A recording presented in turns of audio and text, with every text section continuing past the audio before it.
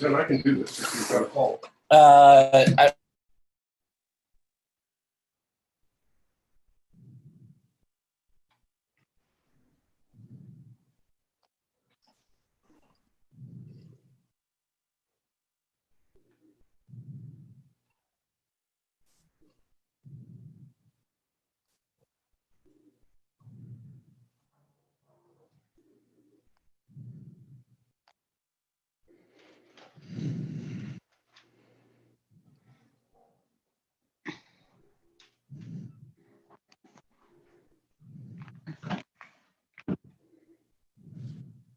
Hello, how are you?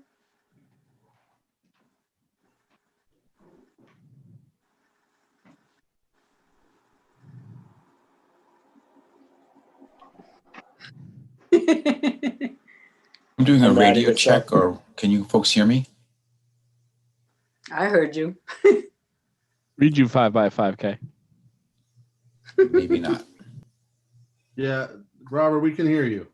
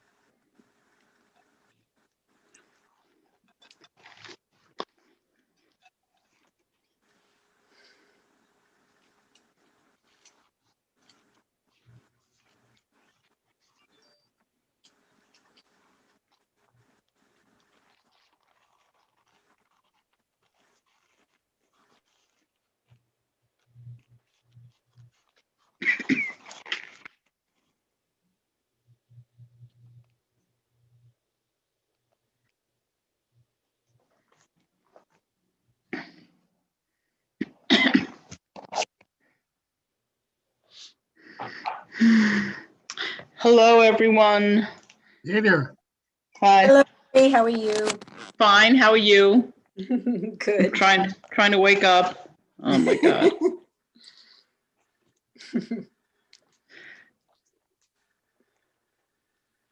Okay.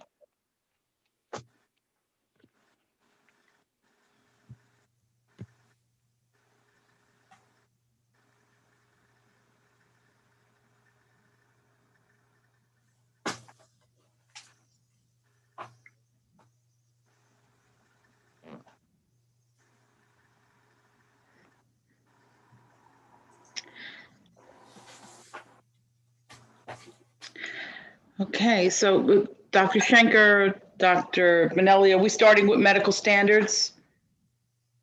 So we're going to start with medical standards because technically we can't, REMAC doesn't start, it is officially scheduled for 6. So any voting that would happen before 6 would not follow the open meeting law because the meeting is scheduled and the public knowledge of the meeting is at 6. But we can have discussions and then have votes once we have a quorum after 6. The whole meeting is being recorded and live, but we can't do it until after 6. I mean, Yadidya, if he's on the call, The would heck? be able to confirm that. What happened? Nothing. Okay, so where the hell did my meeting go to? We're here. We see you. We see you. Okay. Don't do anything inappropriate. We're good. And we Okay. hear you, and we hear you. I'm having an echo, and I'm trying to figure out why. You have it open twice. I guess so. That's really weird. Maybe is it on your phone?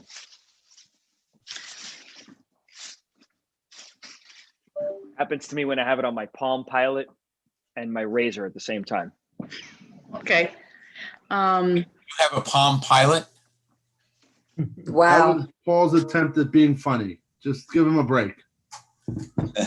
Yeah, I think I turned off my the YouTube, even though it's being recorded there. At least I hope it's still. Here's my Palm Pilot. Everyone remember these? Yep. Marie, it still says going live on YouTube on my end. It is going live on YouTube, right? Yeah, Okay. Marie, I'm monitoring the YouTube channel.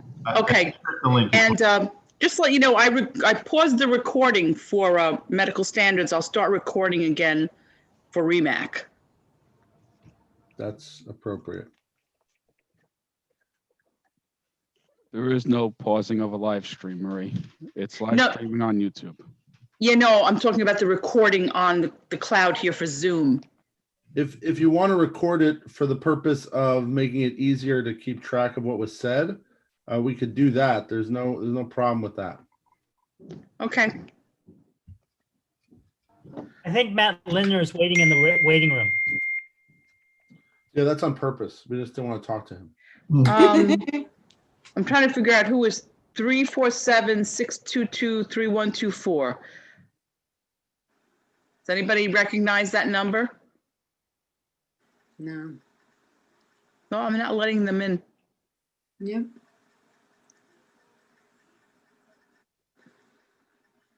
Okay, let me pull up attendance. Murray, what was the number? 347.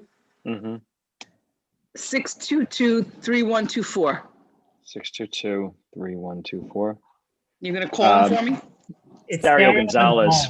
Yeah. Oh, we should definitely keep him out then. Damn. Yeah, leave him in the waiting room. Sure. Okay. Who's getting the envelope of ricin? I think that going forward, guys, I think going forward, we should require people to be on video chat. I mean, you don't have Yeah. to come to REMAC. You don't have to, but you could find a place to sit down with a computer and be on the video Agreed. as opposed to be a phone. Yep, Yep, and we can see their name and make it's much better. that's correct. Yeah, I could set this up so you have to register and people I think just. we'll make that have to announcement register. tonight that going forward, if we have to be virtual, it's going to be via video, and your video should be on. It's appropriate, let's pretend that we're in the meeting at the Interchurch Center. That's what I think. Yeah. I pretend that all the time.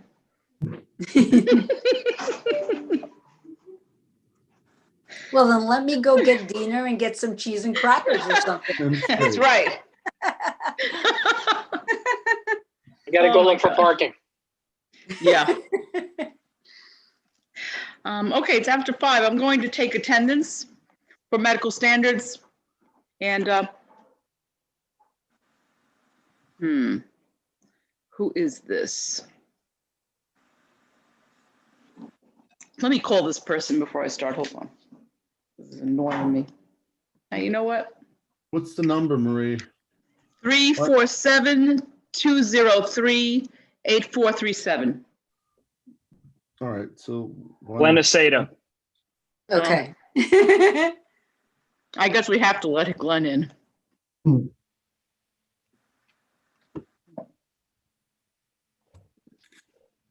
Okay, I'm going to do medical standards attendance, so just please let me know if you are here.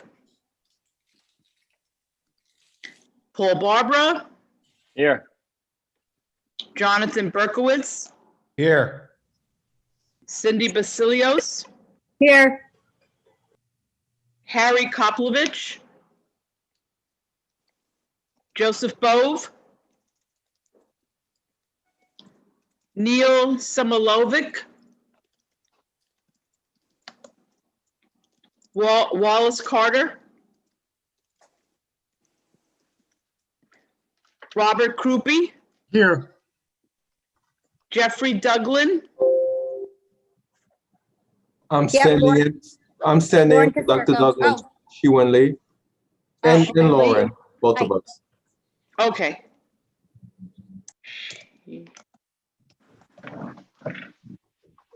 Hold on, I'm just typing in names. Dr. Kosterko, you're here too, right?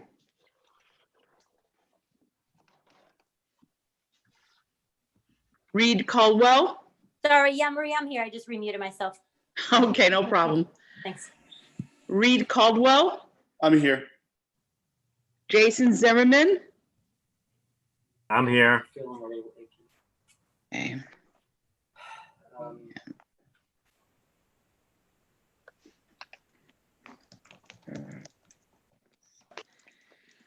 Okay. Marie, Reed's here. He says he's having trouble with his computer. You got Okay, Marie, no, I Reed? heard him. Cool, cool. Oh, and Jonathan Washko is here also. Okay.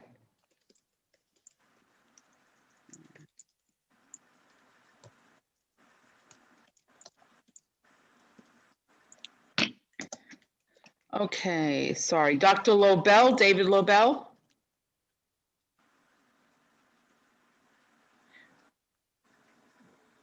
David Maria, Eng? I'm here. Oh, you Yep, are? I'm here. Yep. Okay, and Dr. Eng, he's your alternate? This is Dr. Eng. Yeah, me and Oh. Matt Friedman are both down as alternates. Okay. Is Dr. Freed there too? Or is it just you I'm today? on the line. Okay. I'm here. Okay. So that's why I have both of you here. Okay, Jeffrey Rabrich. Thank you. Mike Redlener.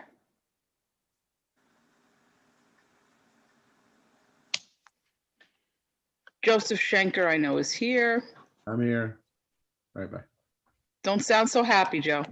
No, I was on the phone with to ask him the question about whether we can start REMAC early. Unfortunately, because the meeting time was sent out, it has to, the REMAC voting can't happen until 6. Okay. Can we fix the next one and send out at 5? So What we can do is we can send out that REMAC will be beginning as a joint meeting earlier, and once it's sent out in advance that REMAC is starting early, then it changes the rules. Okay. If the calendar went out as 6, it's 6. Tony Shalish. Rafael Torres.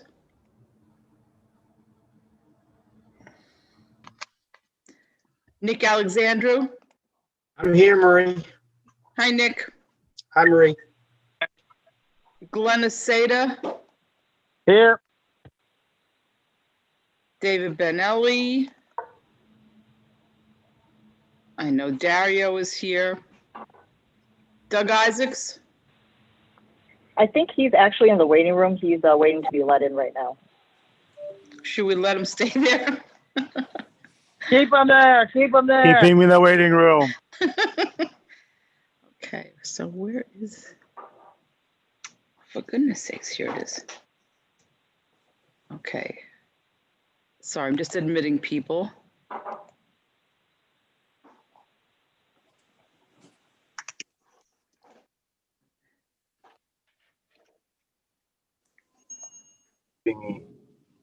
Okay.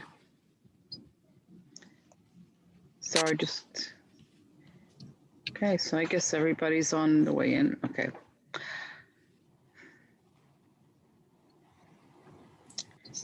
So Doug is here. Bradley Kaufman, Here.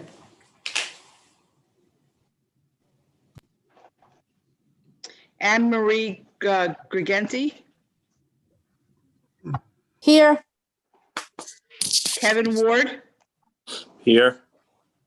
Grace Cacciola, I know I saw you. Here.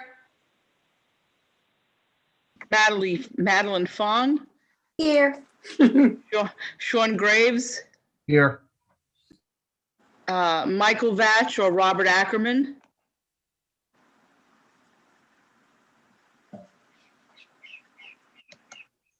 Morty Lax. Here. Hi, Morty. Art Cooper.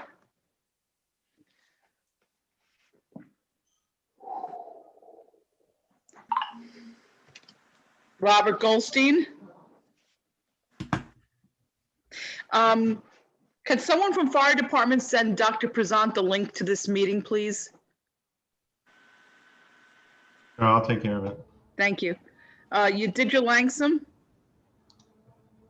He's not here. He'll be on in a little bit, Marie. Okay. I was pretty Lewis Marshall.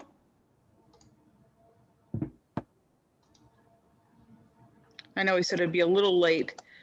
Kevin Munjal is here, right? I thought I saw him. Oh, hey, it's Robert Ackerman. I think I missed the roll call. Okay, great. Thanks, Rob. And hey, Jessica this is Kevin Majol. Hey.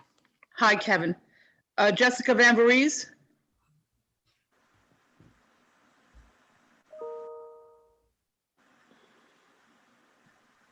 Okay. Okay, so we're all set with medical standards. While I'm here, let me just do I guess I can hold off on the REMAC, I guess. Yeah, we'll wait till 6. What I would like to ask everybody, and I mentioned this earlier, going forward, if everybody could be on the video, the advantage of that is twofold. Number one, instead of having to go through for medical standards, which doesn't have to be read into anything, Marie could look at the participant list and know who is here. And number two, we all commit to going to REMAC. We take extra hours to drive there. I think it would be possible for everybody to get to a computer and have this kind of as face-to-face as we can going forward. So obviously now, that's something that we need to try to do. All right. And then I guess, David, you can take it away.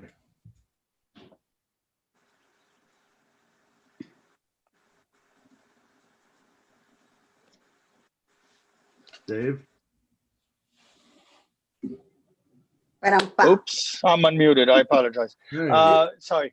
Now you can hear me.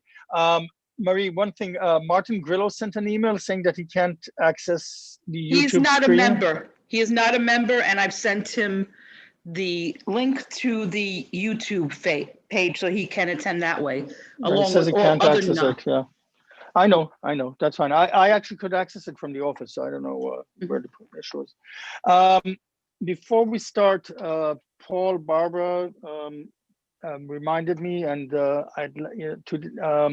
last Saturday was 3 years for the passing of Dr. Guttenberg. So if we could just give a moment of silence in his remembrance. 3 years. 3 years. 3 years. 3 years. 3 Yes. years. 3 years. Yes.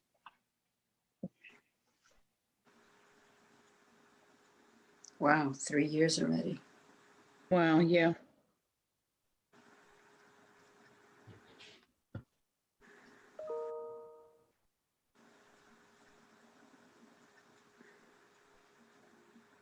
So we'll proceed. I think it's appropriate to mention Dr. Gutenberg because we're also bringing the pain management protocol that he asked not to forget. And we're bringing this forward tonight through the protocol committee meeting. So let's start with our agenda. Approval of the minutes. Marie sent out a couple of days ago the minutes for our last meeting. If there's anyone, instead of doing any voting, I'll just ask if there's anyone that wants to change anything, anyone who objects, then please speak up now. If not, we'll assume that the minutes are approved. Okay, good. So moving forward, let's go to the correspondence report. Marie, I believe you sent that out as well, but if you could just read that out loud. Sure. Give me 1 second and let me get it. Okay, 1 second, sorry. Sure.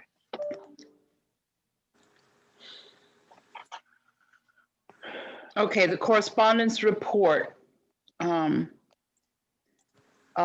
For membership, we have no new information. From Fire Department EMS, no new information. New York State, sorry, I have to let 2 people into the waiting room. And come on, where are you? Sorry. Okay, I apologize, this stupid thing.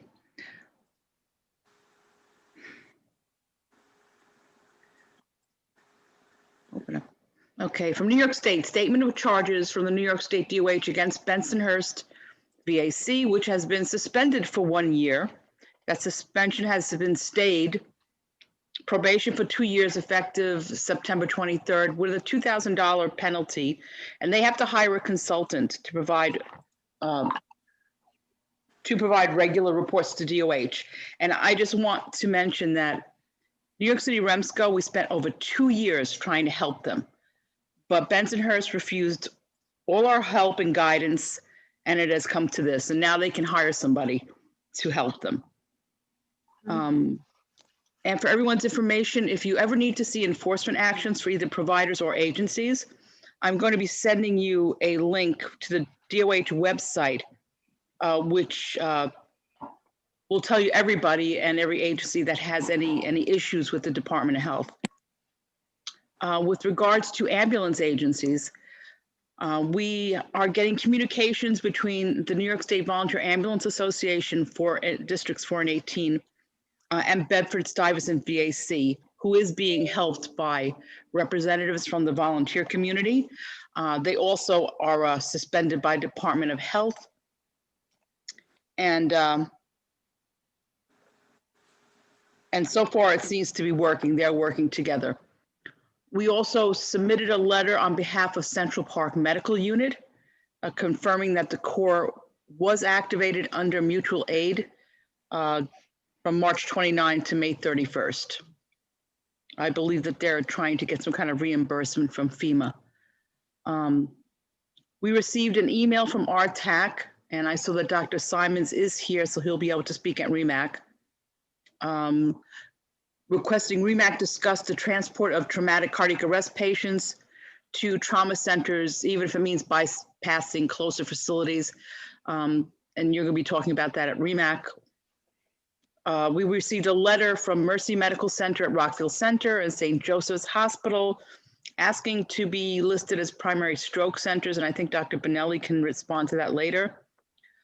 We sent out agendas and minutes and also a REMAC advisory regarding REMAC paramedic credentialing. And that's it. Cool. Okay, so let's move on to the subcommittee reports. We'll start with CNC. Paul. Good evening, everyone. Certification and Credentialing Committee met on October 2nd and October 16th virtually. The focus of the meeting was essentially a line-by-line item review of the existing questions in the exam as the exams are continuing to proceed. And essentially it's like almost like that, the millennium having to turn over all the data to 4-digit years. We're just removing all the protocol references. A lot of the questions say things like according to protocol 505C, and essentially prepping them for the unified launch on January 1st. For those of you on the call who have any concerns about the exam, it was brought up to me by multiple parties in the last week about the concern for what protocols to study. The official word is that the protocols test what are the protocols. The test tests the protocols that are active the day you take the test. We can't say take the test and plan for the protocols that are going to be live in 3 months. But it's been a painstaking amount of work, which is why we actually doubled the meetings up this month to get up to speed.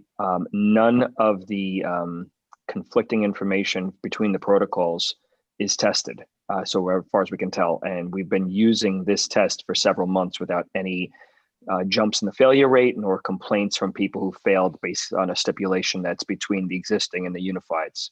So the test is testing essentially the unified protocols with what we're using in the current, what's currently available. So it's almost a double, it's really working on multiple cylinders. That's basically it, but we'll have data on the exam after the unifieds go live because it's too much of a moving target at this point. Any questions?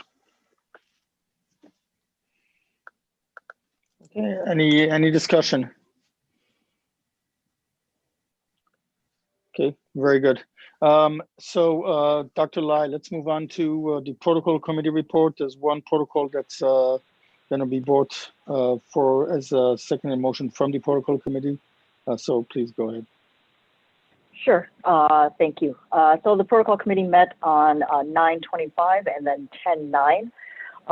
So just as a quick intro, so just in addition to reviewing and putting forth new protocols as needed to REMAC, the protocol committee has been tasked with reviewing the unified protocols to pay particular attention to the ALS content for these, and then comparing and hoping and with the goal of updating them to kind of see, like, how they are, how similar they are with the state ALS collaborative protocols that came out in August of 2019.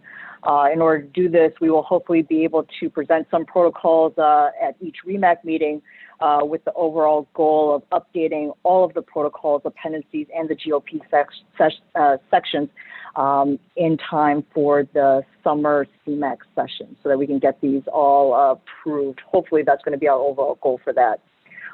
So to start off with our first protocol that we would like to present from the protocol committee that was originally submitted by Matt Friedman and a few others from MIMO is a generalized pain management protocol. And Joe, I don't know if maybe you can kind of put this up when we kind of go through for discussion.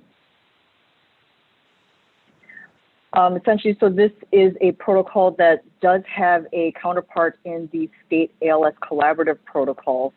Well, hopefully Joe Ranieri will put this up soon, hopefully. Joe or Marie, anyway, can we pull up the pain management protocol? That would be very, very helpful. Put it like share screen.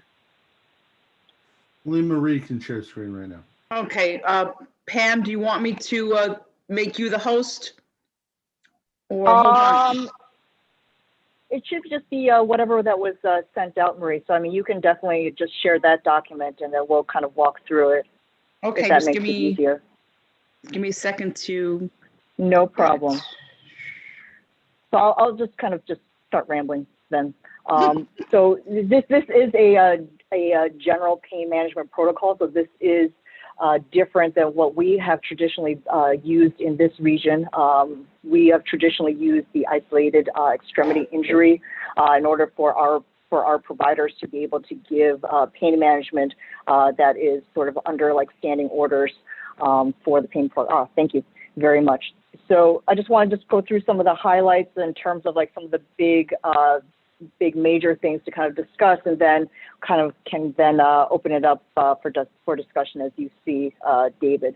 But big changes in terms of what we see in terms of the available options that are available. For option A, morphine 0.1 milligrams per kilogram IV/IM, up to a maximum of 10 milligrams is may be given for those with an appropriate systolic blood pressure. So that is different than what we have currently been using.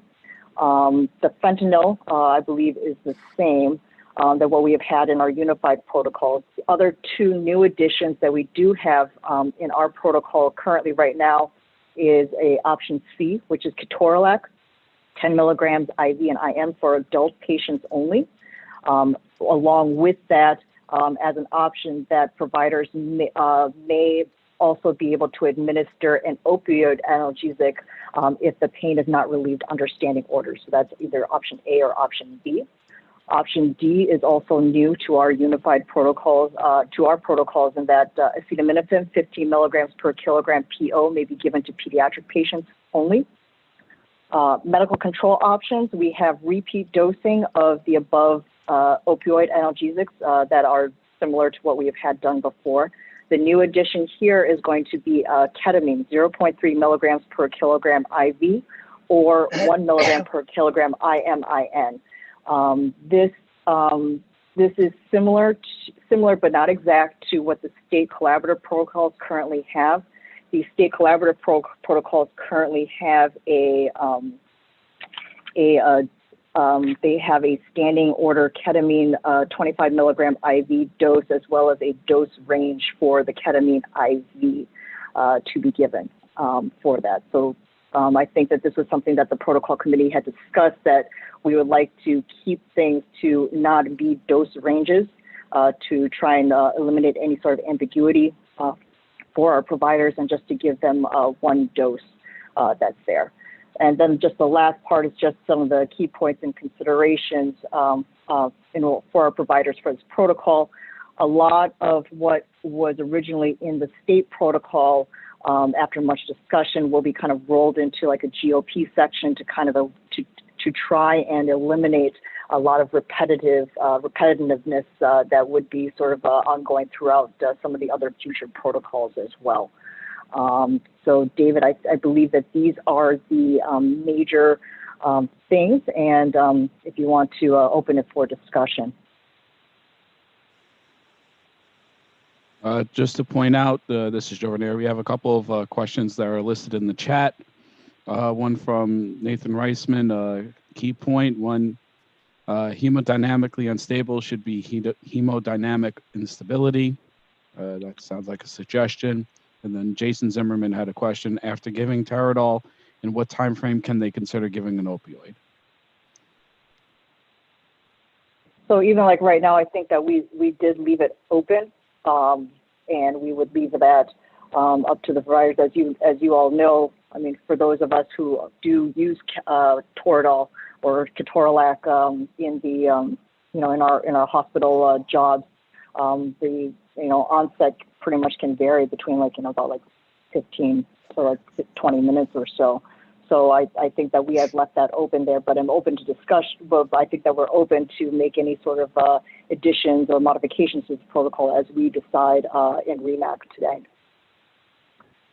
Okay, I think at this point, I know that Robert Ackerman also put something in the chat, but at this point, why don't we just verbalize it for everyone, because I don't think everyone is following the chats, and just have verbal comments. So let me go through these all. Okay, so yeah, so Robert Ackerman is asking, are there any concerns about infection control for Tylenol PO? Yeah, just because most come in multi-dose vials. There going to be any recommendations to use a single-dose vial? We're not saying how to give it, Robert. We're not saying how to give it, nor would I say the time frame either. I mean, the protocols are there as guidelines, not there to be a rigid one size fits all. Okay, guys, let's please stop with the chats, and let's please have an open discussion so everyone can read and talk and answer. Okay, Jason Zimmerman recommends individual Tylenol packages. I recommend it's an option, David. I mean, right, but as Paul said, we don't have to give that recommendation. Whichever agency is putting it on as an option will have their own infection control standard to how they want to do it. Tylenol does come in the individual packets, and like everything else we do, that's going to be up to an individual agency and director. Okay, I think that's an appropriate answer, but is there any further discussion about this? Yeah. Hey, David, I'm sorry, I put the raised hand, so I don't know how we're going to move forward for discussion, if we're raising the hand or not. I know this may not be... see if everyone's raising hand. There are too many people raising hands. Paul is raising hands. Nathan is raising hands. Okay. Hi. Only Marie. Well, we have two people with their hands raised. One is Doug Isaacs and one is Nathan Reisman. Oh, wait, So let's. Oh yeah, and yeah, Robert Leviton is also waving. So Robert, we'll talk about your. We'll get in 1 minute. I just want to talk about this Tylenol issue specifically. So a couple things. One, we don't really recommend how people supply it, but stepping back, I know this may not be popular. I personally don't think this Tylenol should be in this protocol. You know, this is would be for mild analgesia. Right now, we splint, we ice. It's just another thing for medics to carry, and just adding to the protocol. I know this is basic stuff we do in the emergency department, but we have to think about the field. It's also weight-based, so it's not going to be pill, right? If this were pediatrics, I assume this is going to have to be a liquid as opposed to a pill. And again, while I understand this is standard of care in the emergency department, I don't believe personally, I know it's not popular, that this should be in the protocol. We have protocols for severe pain, which we want to treat, but for mild analgesia, I do not think it should be in here. Okay, Nathan, you raise your hand. Yeah, my question is if we're going to make this, if available and approved, or whether we're mandating it, because I think I agree with Doug that, you know, I'm okay with having Tylenol on the protocol, but I wouldn't, if I was in charge, I probably wouldn't have my medics be giving it. So my question is this going to be if available and approved like we've done in the past when some agencies want something and some don't? So on the number 8 line, it says administer one of the following as available. Okay. That addresses that. Okay, so I only need one of them. So as long as I have one of those options, I'm in compliance. That's my understanding. Okay. Yeah, I believe so. Yeah. And then I agree with that. And I think, you know, to Doug's point, if we don't want to put it on as an agency, we can just not use it. Okay, Nathan. No, Nathan talked. Joe, sorry. Joe, you wanted to raise your hand? I was just wondering what the rationale was in adding Tylenol. I mean, in terms of in the pre-hospital setting, are you going to get significant relief with Tylenol? Not really. You know, if you're doing a weight-based dose, there is the chance that a medic could mess up that dosing and give Tylenol in a much higher dose than is appropriate. I just was wondering what the rationale was. Pam, do you want to answer? Do you want me to answer? I can speak to that. Go ahead, yeah, Paul. right, Pam? Okay. Sure. Really, the rationale was if we're going to be treating pain, treat it. You know, we see a lot of, we wanted to have something that was an alternative, that was a non-opioid analgesic. We go into great lengths here to bring ketorolac and ketamine in for pain control. And if it's in the state formulary, I'm trying to pull up the collaborative protocols right now and see if it's there, but I'm pretty sure it is. It is there. Yeah. So, I mean, I don't think the protocols are meant to mandate what people carry, and protocols are meant for good medicine. And we're talking about an over-the-counter medicine. We're talking about, something that's safe in the population we've chosen. We, specifically says nothing about, adults or potential liver failure, things like that. I mean, we wasted 90 minutes in the protocol committee on this Tylenol thing. And if it's, and it impairs our ability to move forward with other protocols. As it's written, there's no reason why an agency that wants to give Tylenol should be withheld from doing it because of other people having concern about it. As it says, it doesn't say you have to carry it. And what if an agency does want to? I mean, it's a simple thing to take care of a patient that is otherwise might get nothing. And if anyone has kids, putting an ice pack on something really, I don't know. I mean, I think it's a bad look. I think it helps us look like part of the healthcare system. I think it helps us look like people that are providing care. If you're going to add acetaminophen as a PO option, what about ibuprofen? Was that thought through? I'm just curious. I don't. I think we stuck. I think there shouldn't be a problem, above 6 months. But I think we stuck to the state protocol with that. Okay. I'm just listening. I'm not saying anything is wrong. I'm just asking the question. I don't think ibuprofen is on the state formula. On the state protocols. Only Toradol was introduced. It's on adult, for adult fever. For Toradol. Yeah, No, ibuprofen is, ibuprofen is listed as an option, as an oral option to be taken in the Fever. state. But I believe And pain management. Right. But I believe that people were thinking that the non-opioid equivalent would be ketorolac. Okay, Pesach, you have your hand raised as well. And just in this regard with the Tylenol and the ibuprofen, I noticed that the line at the top of the protocol that said that this is for severe pain management has been removed. Is the idea that this can now be used for mild or to moderate pain as well, using that Tylenol option? And does that open us up to the possibility of the Toradol and and the narcotics being used for mild to moderate pain? Or was that an oversight? So this is our general pain management protocol. I think that, in terms of like what the region believes that what we should be doing for that, that's why it was kind of like kept open because of the inclusion for the acetaminophen. So that's why the semantics like that was removed. Okay, Art, you have your hand raised.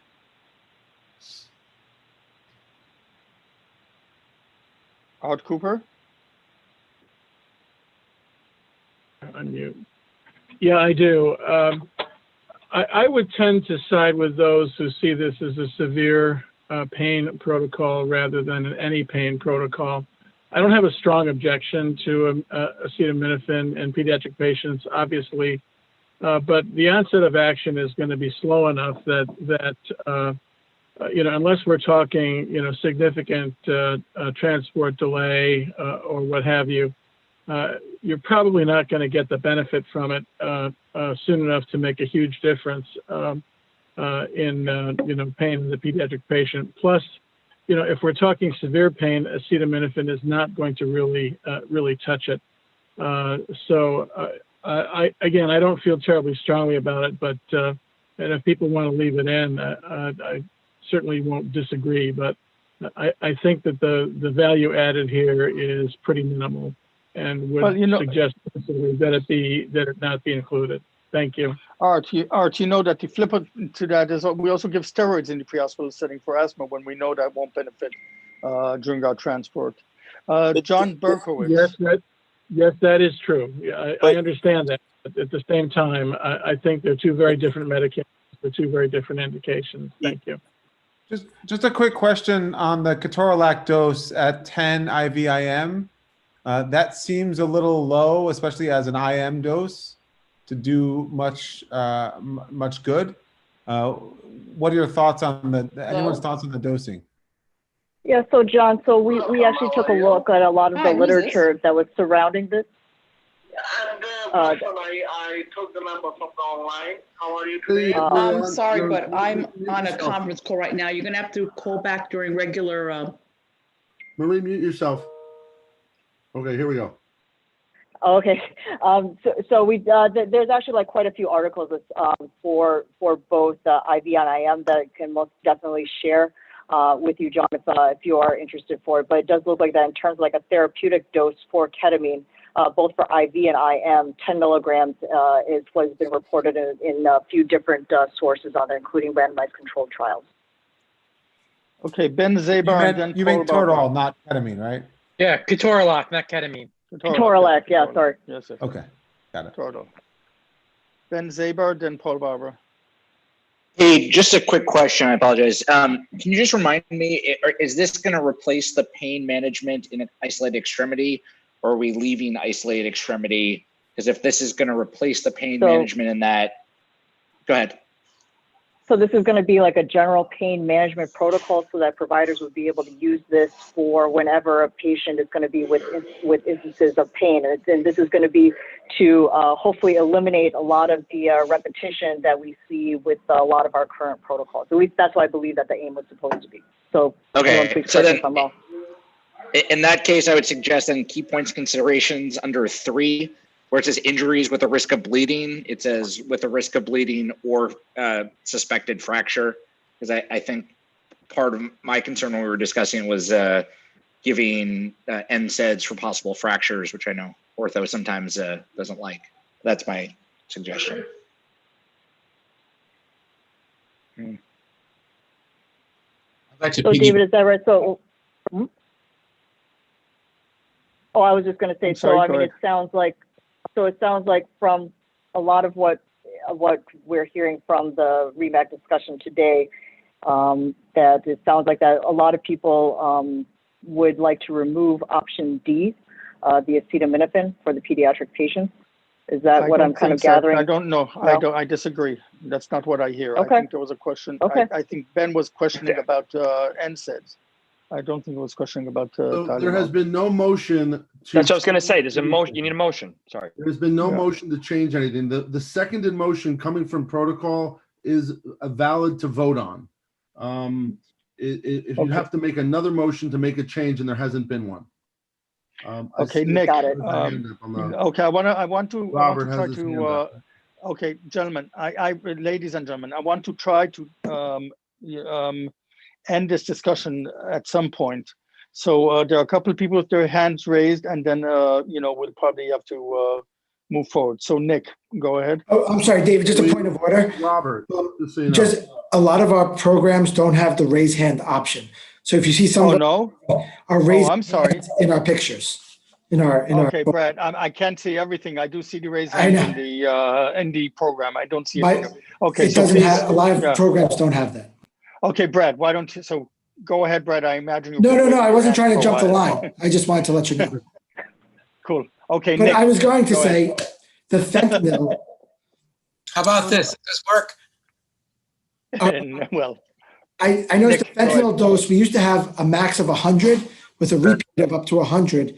It seems like now we've lost that max of 100. So theoretically, someone who's 200, I guess, kilograms would get a 200 microgram dose at once. Was that on purpose to take out the max of 100 micrograms? Oh, I'm sorry. I think that might have been an accidental omission. I'm sorry about that. Okay, I'm gonna run. Nick, you're next. Great. Thanks. There was a lot of debate there. That was good.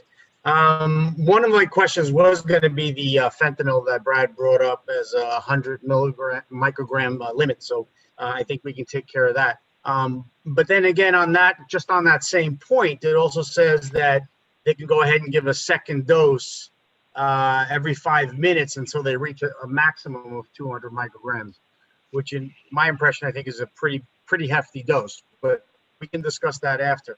My main points and my issues are, I like the introduction of this protocol. I really do. I just have concerns of how we may be introducing this, and I'm just looking at it from a system point of view and a telemetry point of view and our crew members' point of view.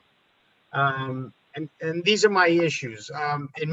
Just to start off, I think the morphine and the fentanyl, I don't disagree with them, but I don't think they should be standing orders. I think they should be medical control options for a couple of reasons. I think it's a good idea. No, I said this before, and I sent my notes into protocol committee. But my issues are these. My issues are, it's a good idea for the medics in some situations that they're in where they might be strong-armed or feel that they have to give the medications to give it. And I think it's easier if they are able to give it under the supervision of a physician. So this way, the burden is taken off of them if they're in circumstances where they might feel that they're being, I don't want to say harassed, but urged to give the medication. So I think that gives them a little bit of an out if they're in a bad situation. The other thing is this is reminding me a lot and very similar to what the asthma protocol is. In the asthma protocol, a lot of asthmatics know they can call us for asthma treatments. We go there, we give them the treatments. Some of them ask for magnesium and Solumetrol or Dex, and then they even tell our crews sometimes, call your doctor, I don't have to go. Even though in many cases we always say, well, if you're going to give these medications, you give them in transport, which doesn't happen most of the time. So I see this as a way for a problem, especially now in the opioid epidemic that we have, is that this could be something that people know it will get out, that we give medications and they administer the medications and then they go through an RMA process. And then not only are we not doing justice for these patients, we're not monitoring them like any other protocol. We say anytime we give medications, we monitor the patient. They're able to RMA, and who's to say that then, you know, there may be some drug seeking along with this, or who's to say in the name of safety of our crews that now they know that this medication is out, they can give it standardly and put in calls and you know, confront our medics for these drugs and medications during this epidemic. So in order, I think, to protect it or to control it a little bit more, I think it would be a great idea if we don't set the same similar example as we did with asthma and put it in, not that we shouldn't have the protocol. I agree with the protocol. I agree with having these medications. I just think that before they administer them, it takes 5 extra minutes to call telemetry. They can decide what the situation is, call telemetry, and make that call with the telemetry doctor. And this way it can be given under a controlled situation, safely and appropriately. And this way we don't have also this going around the city giving Understood, medication. Nick. And Understood. So that's my main call on this protocol. Okay. I would like. I think that that's understood. Paul, Barbara. Then I want to Joe Schenker and Robert, and then I think we need to put a discussion to this. It's a great discussion, but you know, I think a lot of this should happen in protocol, and I know a lot of this did. So Paul, Barbara, you're next. That's what I wanted to say, David. Your ears must have been burning. This is a great conversation that should have been had at the protocol committee. I'd like to remind everyone on the call that this is a forwarded motion from a committee, and I think we should discuss motions or a vote. The protocol committee has a large list in front of them regarding updating the ALS protocols. This is, we do not need to make our fellow voters vote in majority. I think everyone wants to speak their point, but this is a forwarded motion. We should vote on it, or we should amend it as needed, because there's a lot of work to come from behind it.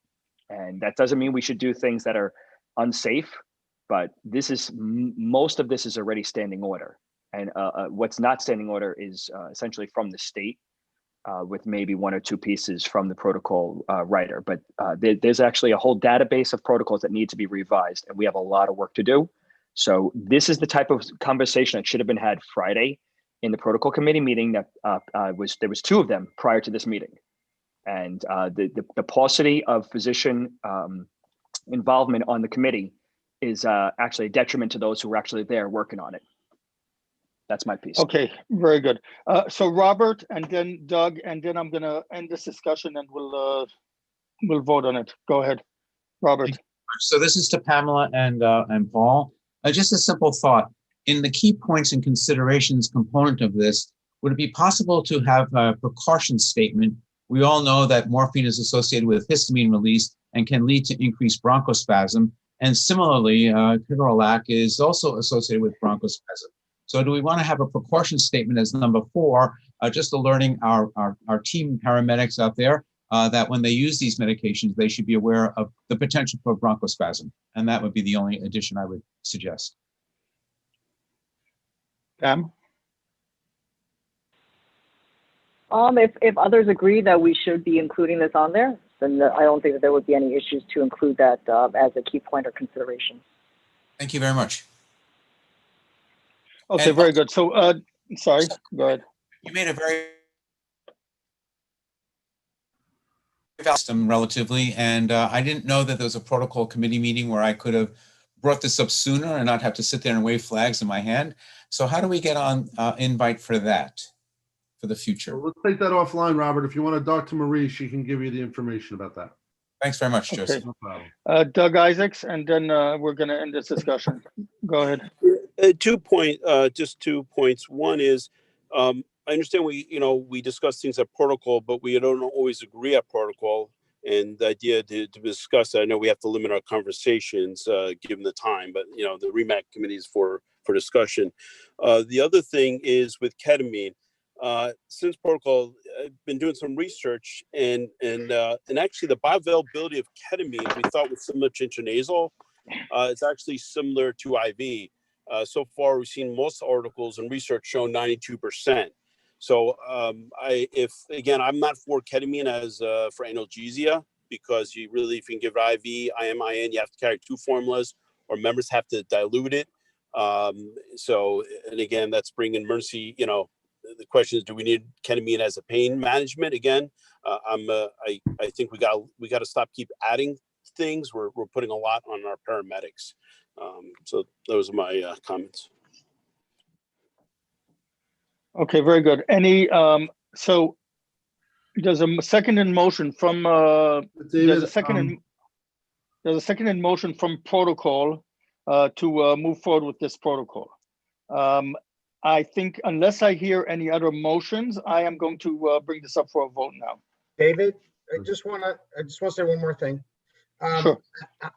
You know, these comments were sent in. I don't know how much they were discussed, my comments and my concerns, but I don't know if other people have these same concerns. And I'd like to hear how that is, because if that is a concern that other people have, I think it's worth the time to go back to protocol and reassess this along with some of the changes that have been discussed on medications and doses. I understand everybody has a lot of work, but we shouldn't rush something through for the sake of getting it out. We should do it right. I'd like to I agree. I'd like to put forth a motion to send this back to the protocol meeting for relook at a couple of different things. I'd like to. Okay, go ahead, Joe. David, I mean, this protocol has been in design and in its development since Mike passed away. It's been 3 years in the making. There is nothing under the standing orders that is not standing order today, other than the ketorolac and acetaminophen, which everybody would give without a question. I don't think there's any issues. If you're talking about the morphine and the fentanyl, that's standing order today for isolated extremity injury. But only for isolated extremity issue, not for I'd other like to injuries call in the general question, pain. David. That's all. Okay. So So I'm calling the question, and if everybody Okay. agrees, then we vote on the protocol. I'm sorry, there's a motion to refer. No, there is not a motion. There is a motion that was not seconded. okay. Would anyone like to Okay, second my guys, motion to let's- refer let's- this back to protocol meeting, because there are a couple of issues that are still yet to be worked out. So if you call the question, that stops the conversation. You need to vote on calling the question. Then Okay. if the vote on calling the question fails, somebody can Okay, let's- second your motion. Very good. Okay, who called the question? Did you call I the did. question, Joe? Very good. So please, And let's calling the vote on question calling the doesn't have to be question. seconded. We just have to vote. I'm sorry, Okay. I want to understand this exactly how you're saying it's going. Please, Joe, repeat that. It does have Sorry? to be seconded, Joe. I'm sorry? Not calling the question. Calling the question. Calling has the to be question seconded. requires an immediate vote on whether to call the question. It still has to be seconded, I believe. Once it's been I second the yes. call the question. I second There it. you go. Paul, there you go. All right, in that case, we can vote. I don't know how you want to do this. That'll be the Okay. way. I think we'll have to do this by name, by names, because we won't. It won't be orderly in any other way. David, just explain, just repeat how calling the question, what that vote really means. So Just calling the repeat that. question stops the discussion, and if there is a majority vote, we go immediately to voting on the motion on the table, which is the motion that came from protocol. So if there is a positive vote to call the question and people agree, and we vote on that in an affirmative, we immediately move to voting on the motion on the table, which is the seconded motion from protocol. Okay, so Marie, let's start with a roll call vote, because I don't see how we're going to do this in any other way that will actually get, accurate numbers. Okay.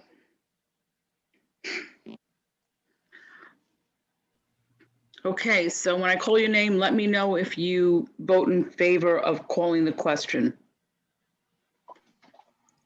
Okay. Paul Barbara, In favor. Cindy Basilios, Yes, in favor.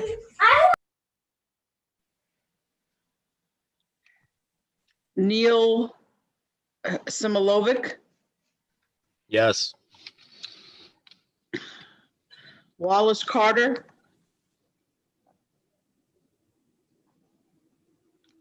Robert Krupe, In favor. Dr. Lee, In favor. Reed Caldwell, In favor. Jason Zimmerman, Not in favor. Jonathan Berkowitz, In favor. David Lobel, or David Eng, In favor. Jeffrey Rabrich,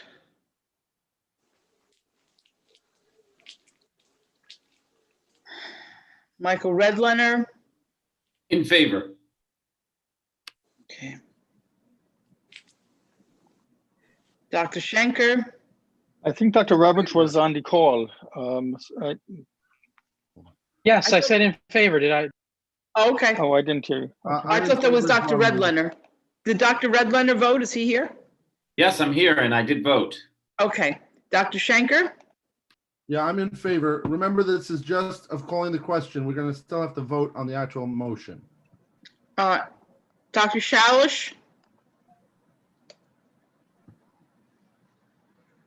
Oh, no, he was trying to get on.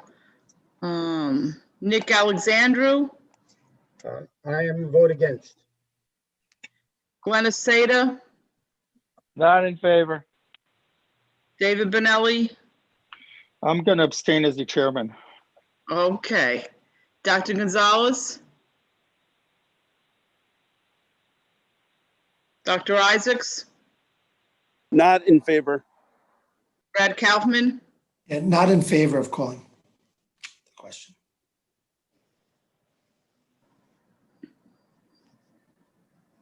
Dr. Cooper? Not in favor. Dr. Marshall? In favor. Kevin Munjal? In favor. Jessica Van Voorhees? I could have sworn she was here. Against. Against? Okay, just give me a second to count all these. Okay.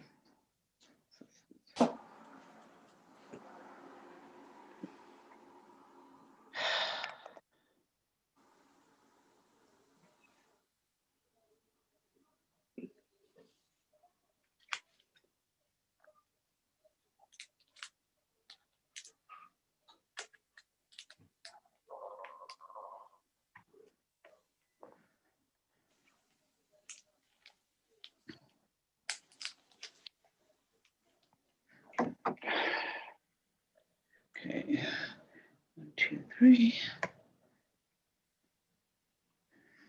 1,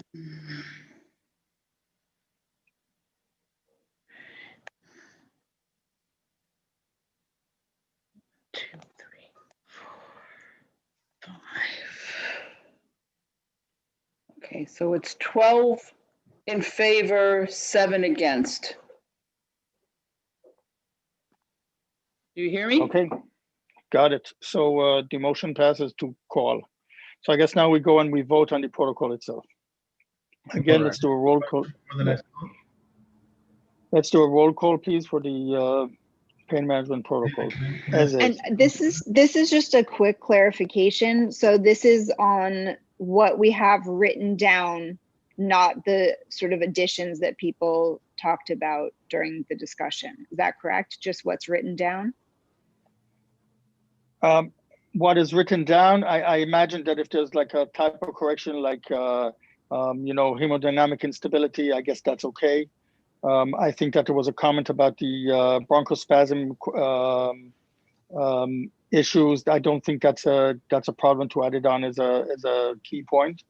Thank you. Hello? David, what about the max dose of fentanyl on initial administration? I think that was also a typo more than anything. Okay, That was a Right? mistake, yes. Yes. What about Okay. doses of ketamine? The actual dose of ketamine, 0.3 IV. I think that's a That's change that would have to be a voted main on. objection of mine. Okay, well, that was not something that we discussed. So at the moment, that was it. We're voting on, I think that those three little comments, which are really typo or edit errors or, points of information, I think that's fine. Anything else, we're not going to vote on right now. We're just going to vote on the protocol itself. David, what about Dave, the just- Tylenol that was discussed as well? I'm sorry? The Tylenol that was discussed as well, is that in or not? Tylenol is in. The Tylenol is in, it's in the protocol. And Dave, just because the Academy is going to ask me that key points and considerations for ketorolac contraindications, things with risk of bleeding, if that includes fractures, suspected fractures or not. I don't know if that's a typo or we discussed it, but there was no motion. I don't know that. I don't know. I honestly, I don't know that sometimes you give ketorolac for orthopedic fractures. I don't. We spoke Yeah. about that in the meeting, and we knew that the wording of fracture in light of the lack of x-ray vision on behalf of the crew members might be a little difficult. And I think we can leave it to their clinical judgment if they think someone has an injury that shouldn't get that type of NSAID. That's what training is for. Guys, the calling the question means that we vote on what's in front of us. Yes, we Okay, called. so let's please begin. Yes. Yes. So let's please start the voting on the protocol. This is the medical standard call. We are still in medical standards. We still didn't finish that meeting. Just making And sure. I implore everyone to try to join the protocol committee meetings because this is becoming very difficult to handle. Okay, let's please start a roll call on the pain management protocol. Okay, and this is we're voting on a motion to approve the protocol as it is written, sans the typo. That's correct? right. Okay. That's right. Oh my God, what did I just do? Oh, there it is. Okay, just please vote yes or no or abstain. Paul Barbara. Yes. Okay. Hold on, because I'm counting as we go.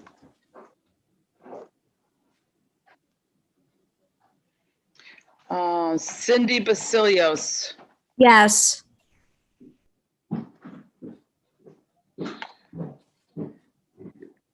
Neil Semilovic. Yes. Am I pronouncing your name correctly?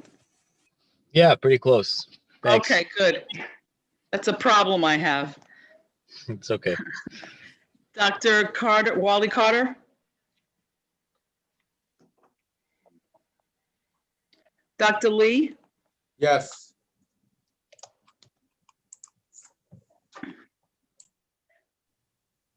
Reed Caldwell.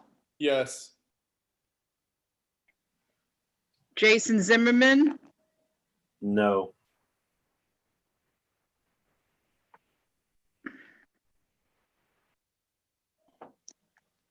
Dr. Berkowitz. Yes. Marie, remember that this is medical standards. Non-physicians can vote as well. Oh my God. David Eng. No.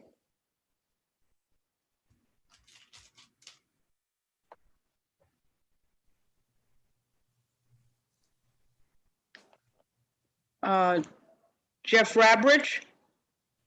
Yes. Michael Redlener. Yes. Dr. Schenker. Yeah.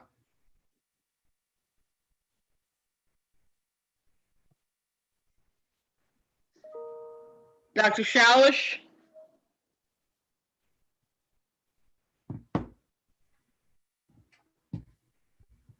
Okay.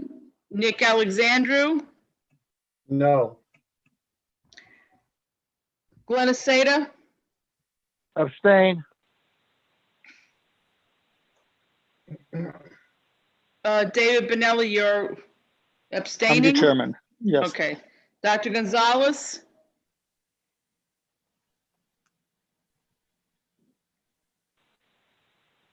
Doug Isaacs? No. Okay. Bradley Kaufman? No.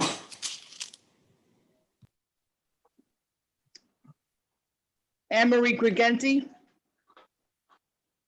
No. Kevin Ward? Yes. Grace Cacciola? No.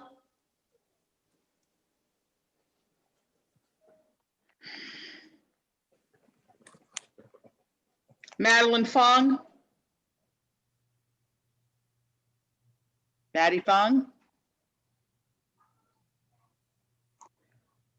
Sean Graves? Sorry, I was muted. That's I'm a okay. no. No? I'm a no. No. Okay. Sean Graves?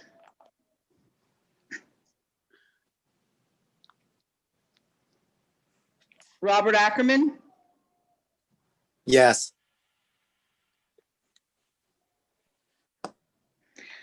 Okay.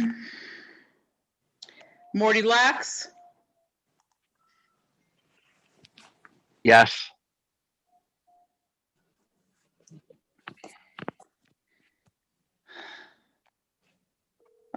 Arthur Cooper? No.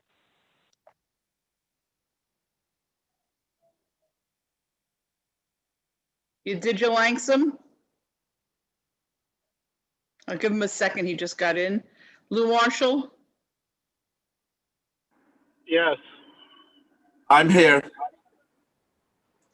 Do you want to vote in favor of the pain protocol as it is written?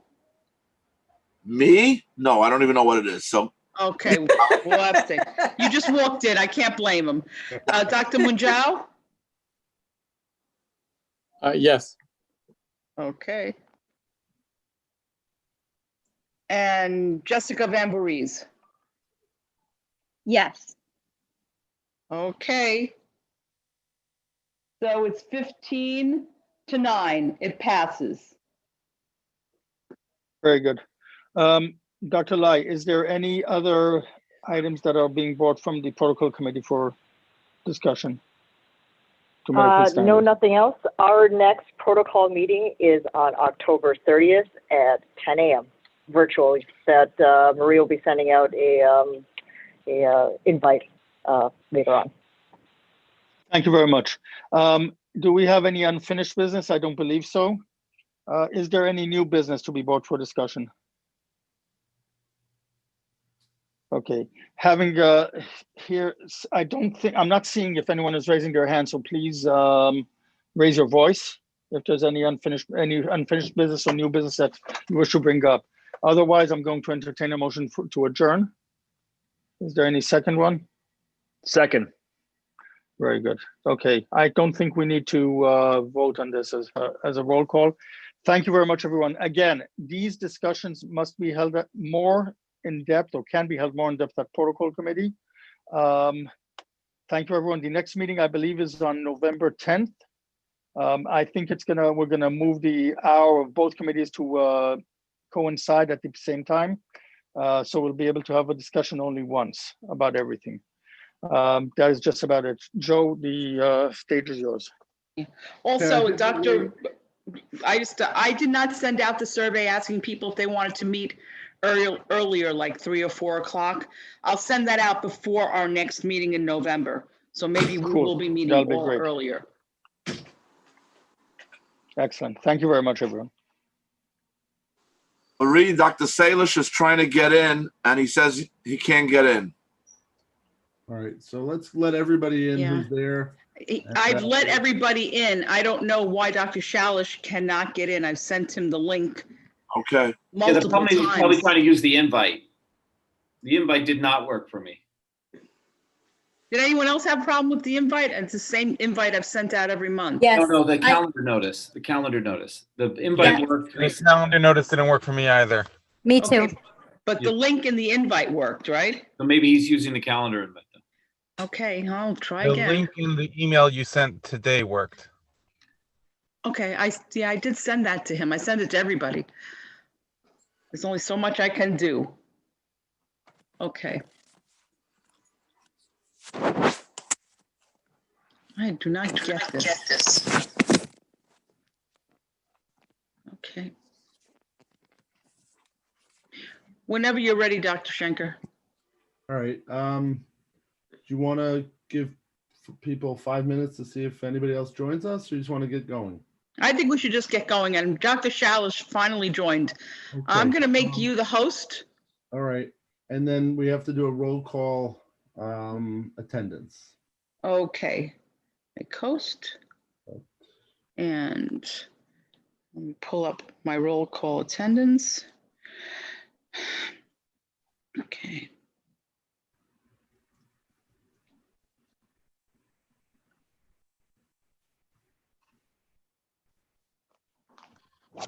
Sorry, I didn't even have my camera on. Just give me a second. I'm bringing up the REMAC attendance.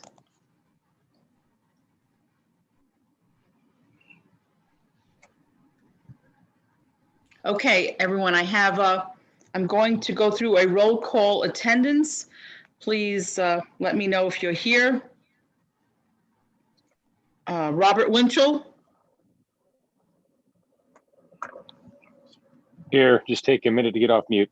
That's okay. Dr. Schenker is here. Robert Ackerman, still here? Still here. Okay. Nick Alexandru, still here. Eric Cohen, are you here? I'm here, yes. Okay.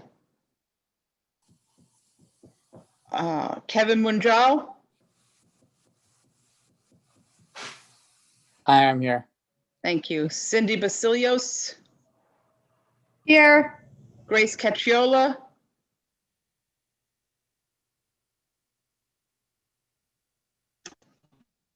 I'm here, sorry. That's okay. Dario Gonzalez?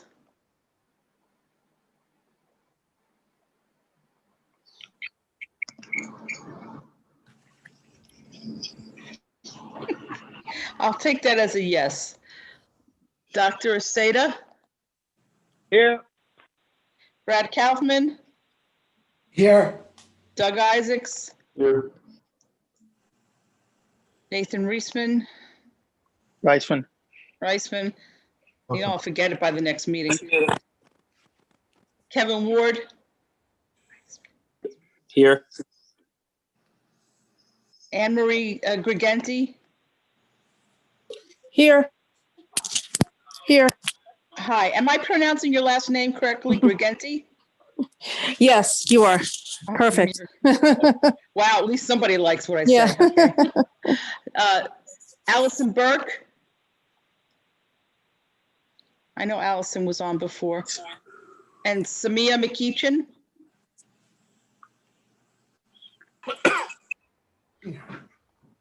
Jeffrey Rabridge? Here. Reed Caldwell? Here. Jonathan Berkowitz?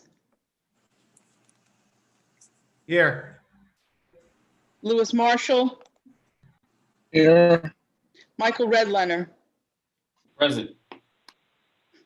Laura Ivacoli? I think she couldn't make it. Stuart Kessler?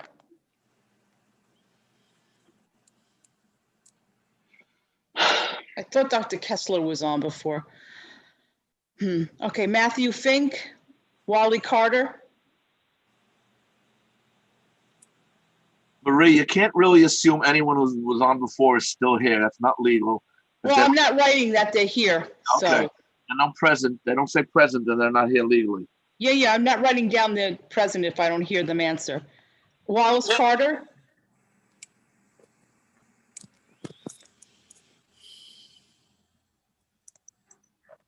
Okay, I guess people left. Dominic Battinelli. Efren Rendon.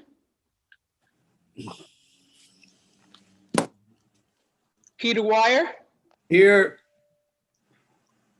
was that Peter? Yes. Thank you. Paul Barbara, Still here. David Benelli still here?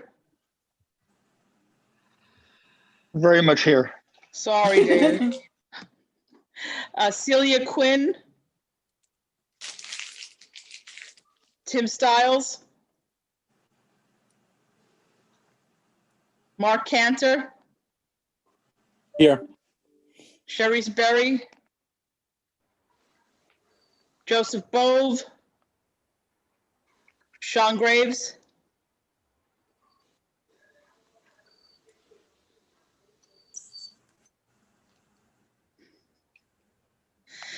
and Allison is here. She doesn't know how to unmute her line. Sorry, Allison. I'll help you in a second. Sean, are you here?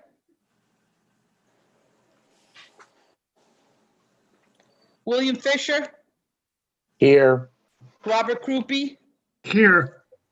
Jessica Van Voorhees, Yes, I'm here. Art Cooper, I'm here. Yadidja Langsam, Present.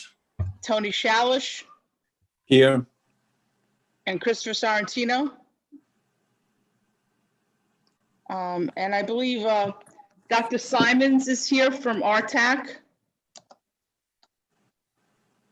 Dr. Simon, you here? He's still on screen.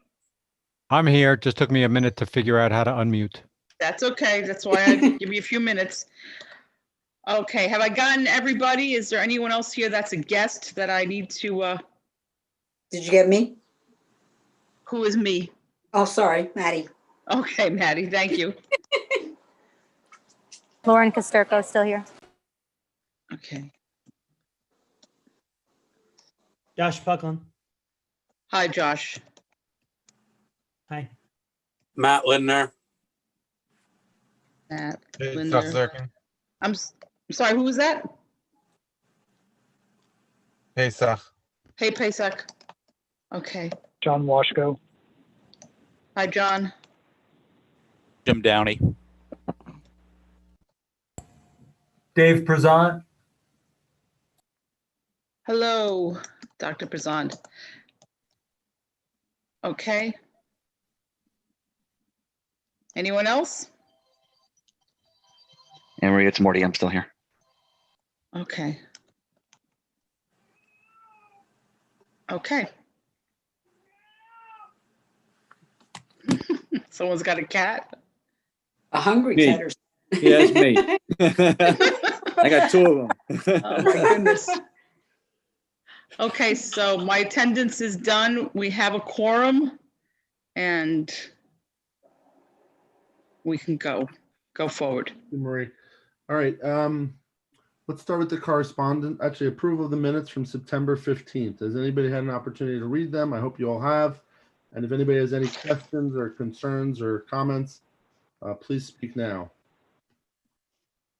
If not, I will entertain a motion to approve the minutes. All right, Anthony, I see you moving your hand. You might be just adjusting your computer, but I'll take that as a motion. All right. And Madeline, you just laughed, so that's another one. All right, so the minutes from September 15th are approved. The correspondence report, Marie. You're muted, Marie.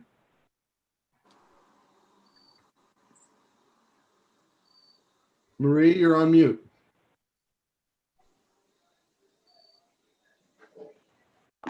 Sorry, I'm getting it. All Damn right, mute. correspondence report. Okay, hold on, I'm getting it. Come on. No.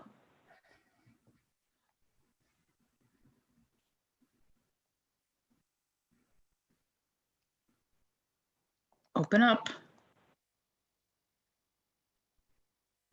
Okay. Membership, no new information.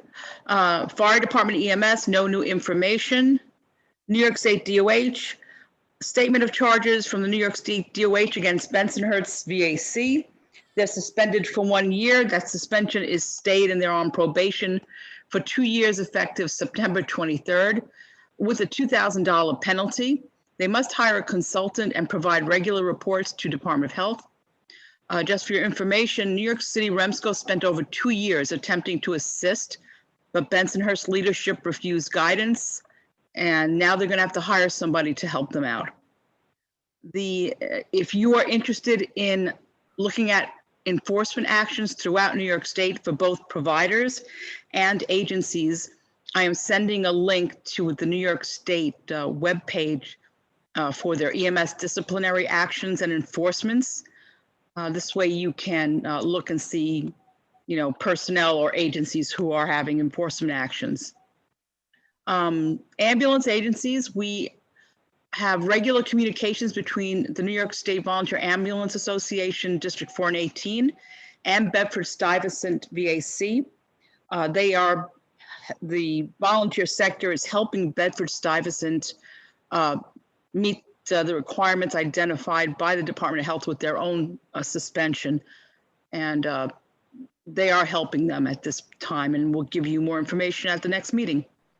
We sent a letter on behalf of Central Park Medical Unit confirming that the Corps was activated under a mutual aid request from FDNY through REMSCO and participated in mutual aid from March 29th to May 31st.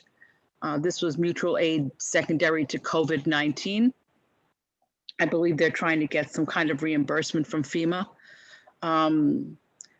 We also received an email from RTAC requesting REMAC discuss transport of traumatic cardiac arrest patients to trauma centers.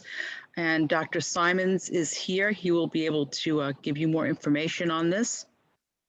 We also received a letter from Mercy Medical Center and Rockville Center and St. Joseph Hospital Bethpage asking to be listed as primary stroke centers in our protocols. I'm not sure that either one of these hospitals is anywhere close enough to be in our protocols, but I'll leave that up to Dr.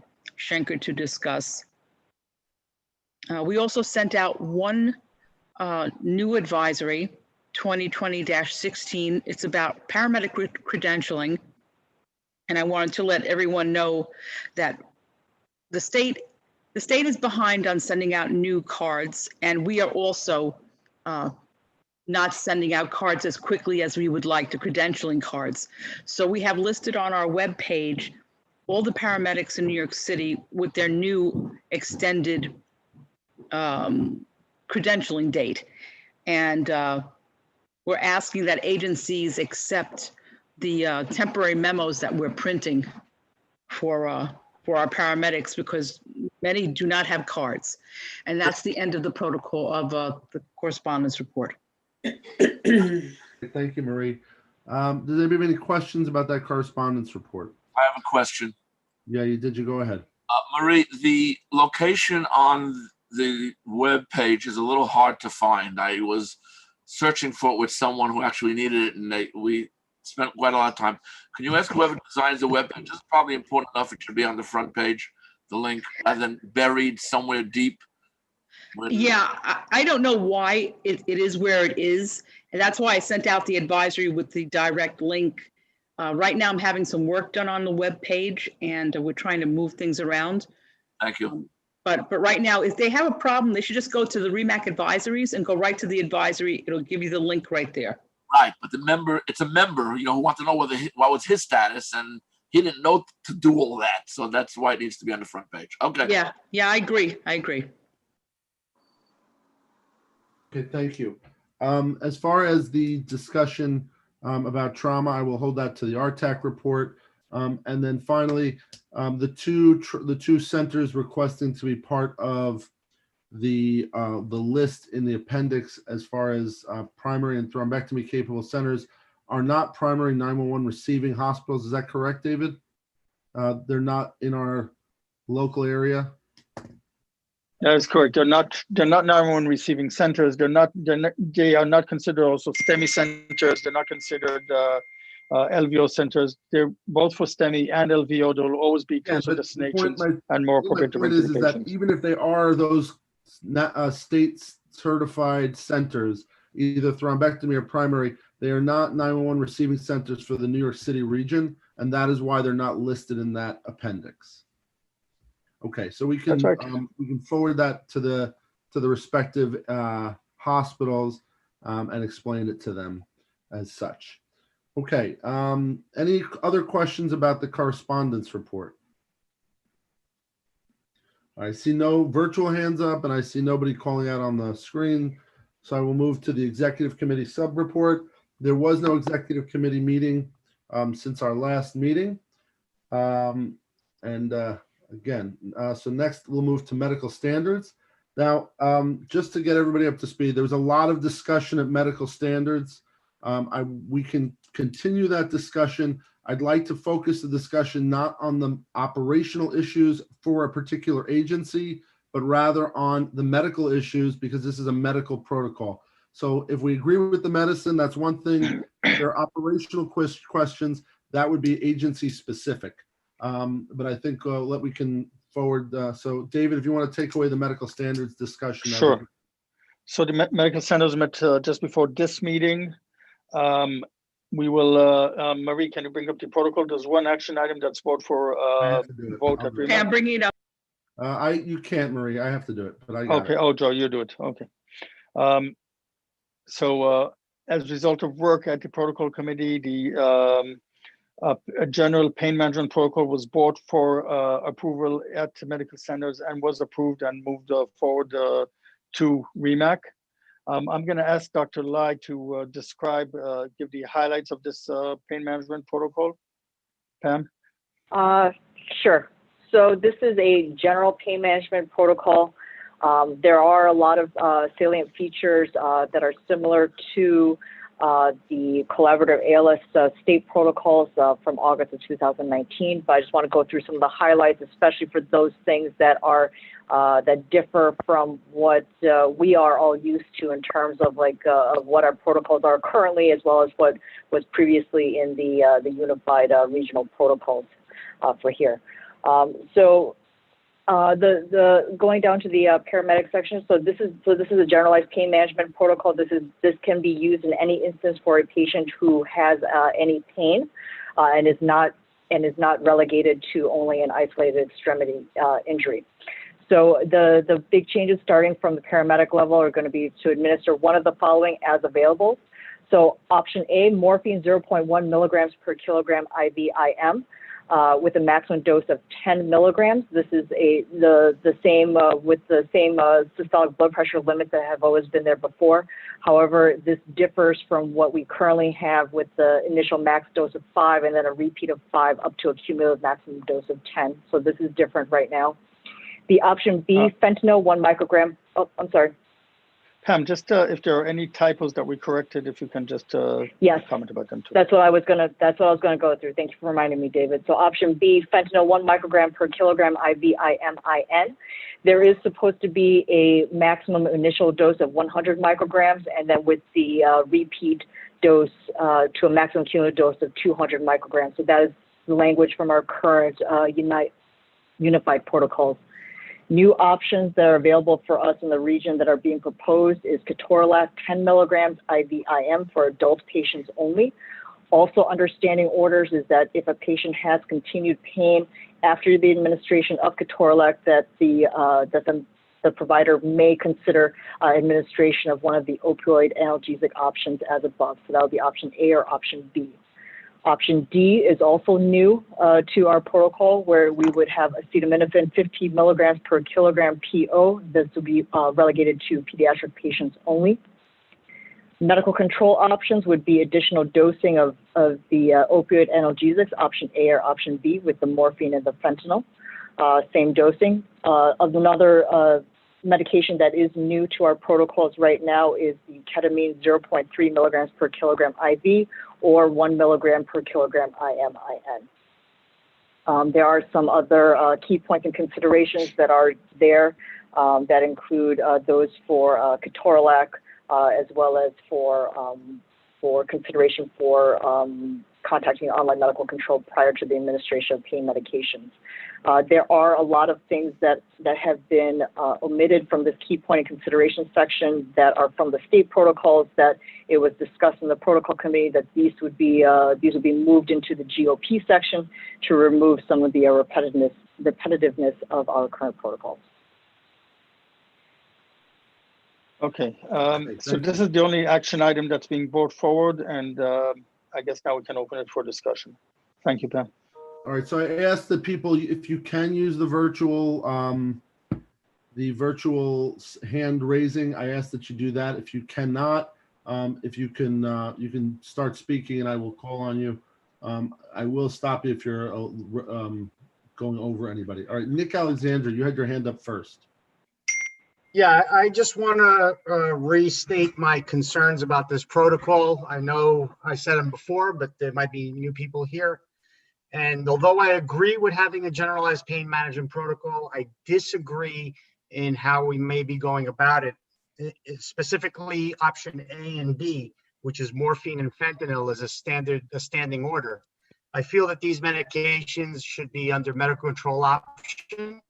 And I feel that these should be given when consulting online medical control for better judgment and better oversight, both for the medics and for the families that are there. So the burden is taken off the paramedics in case they're in a situation that's difficult. I also feel that during this opioid crisis may increase our calls for pain medication. And I think we may run into the same problems as asthma, where they call, they get treatments, and then they RMA. Even though on the bottom it says it should be done during motion, we know even with asthmatics take their medications, they sit there, and then they decide later, they even tell the crews, call your doctor, I don't have to go. I think this is a difficult situation for all of us to be put in. I think we may get, with the opioid crisis, we may, people may know we carry opioids and drugs, and I think that could put our crews in danger if they don't know that it's unless they know it's controlled by an oversight. And that's my main concerns for that. Thank you. Doug, you were next. Great. Thank you, Joe. Just two comments. I'll just reiterate one about the acetaminophen. It's for mild analgesia. I don't think we should have in the protocols. It's nothing for the medics to remember. It's going to be weight-based based on liquid. It's just another thing for them to carry for mild analgesia. I do not think it's necessary. We have other options. The other thing I want to bring up is the ketamine. I'm a little concerned about the dosing. I was kind of misinformed. I was looking at the bioavailability ketamine for IM. PASOC asked a question on protocol committee, and it was a good question. So researching it, I thought the bioavailability for ketamine was similar to intranasal, which is about 40 to 50%. But looking at a lot of the literature, it's actually closer to IV, 92%. So I've been speaking to some clinical pharmacists as well as some tox folks. So there's some active discussion. Later on, I'd like to, we'll make a motion to discuss that protocol, but I think we need to rethink again, I'm not for ketamine in this protocol because, by the way, if you're going to give it different routes, you're going to have to either carry two different formulas or you carry one formula, like 50 milligrams per ml that we do for rescue, but then you have to start diluting it if you're going to give it IV. So, and I think it's just an ER type medication. I don't think for our system, we should put in for analgesia. Okay. With ketamine. All right, Paul, you're next. Thank you, Joe. I'd like to just remind the committee here that many of these medications are already standing order. And if we remove them and make them medical control options, we're basically taking medicine that's in their hands and taking it out. I agree with Doug about the ketamine dose, though. I think that is an excessive dose of ketamine.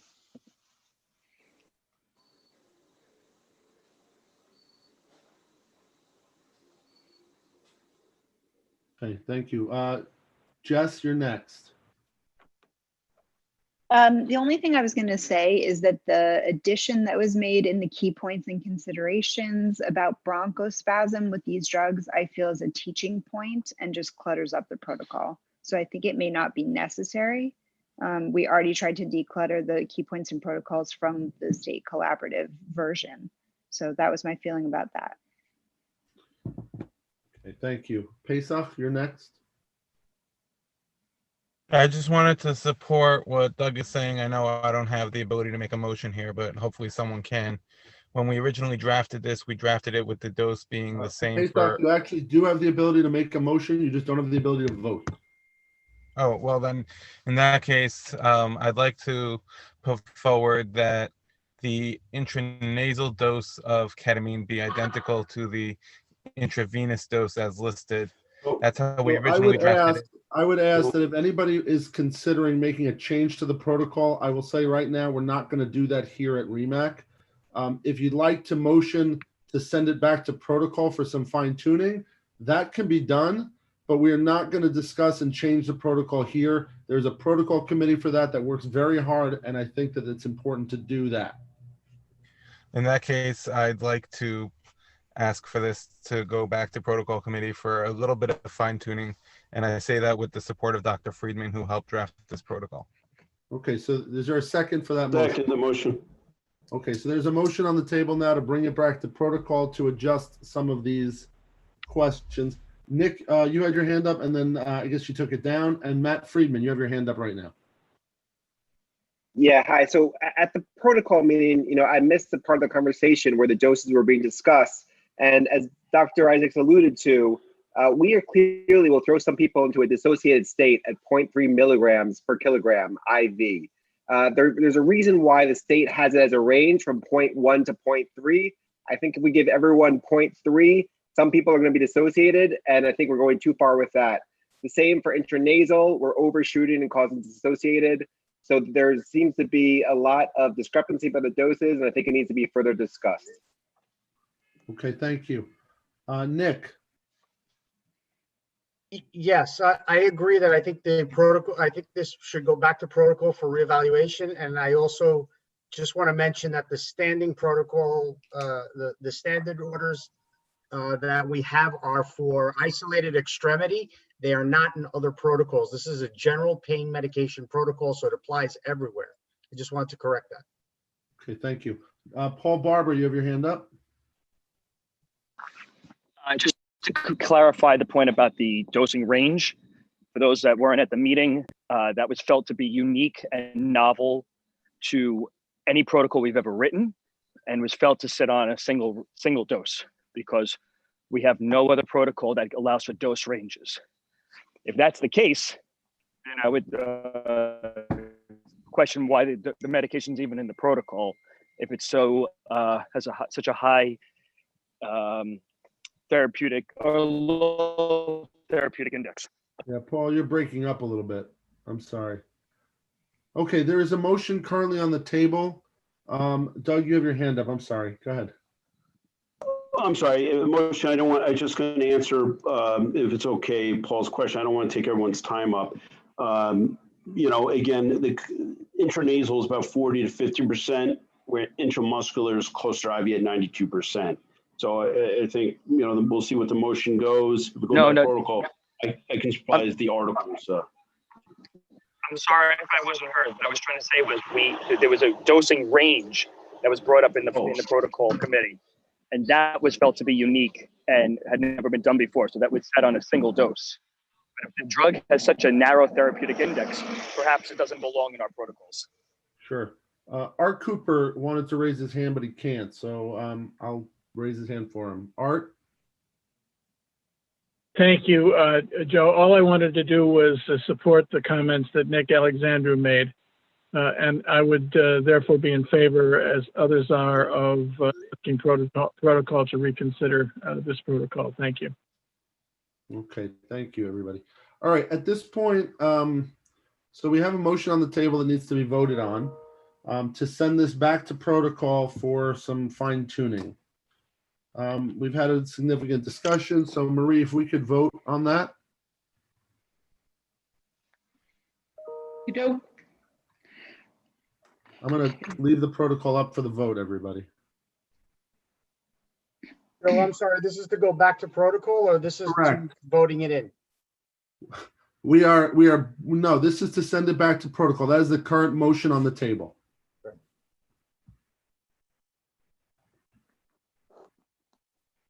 Okay.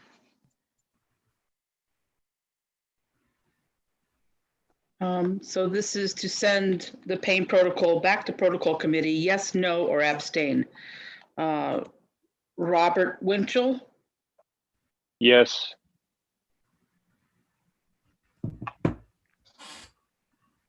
oops.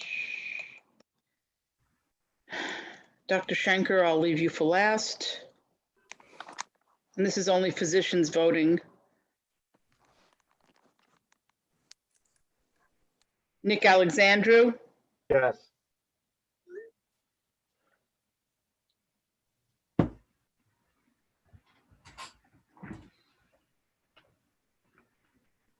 Kevin Munjal, Yes. Cindy Basilios, Yes.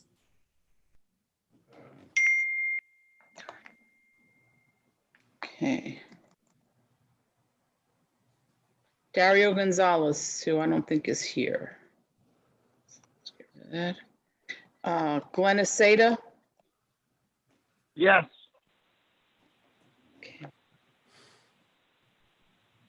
Bradley Kaufman, Yes. Doug Isaacs, Yes. Nathan Reisman, Yes.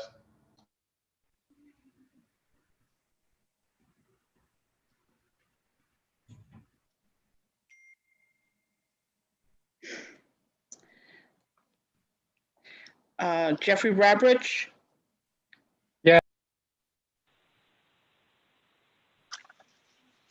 Reed Caldwell, Yes.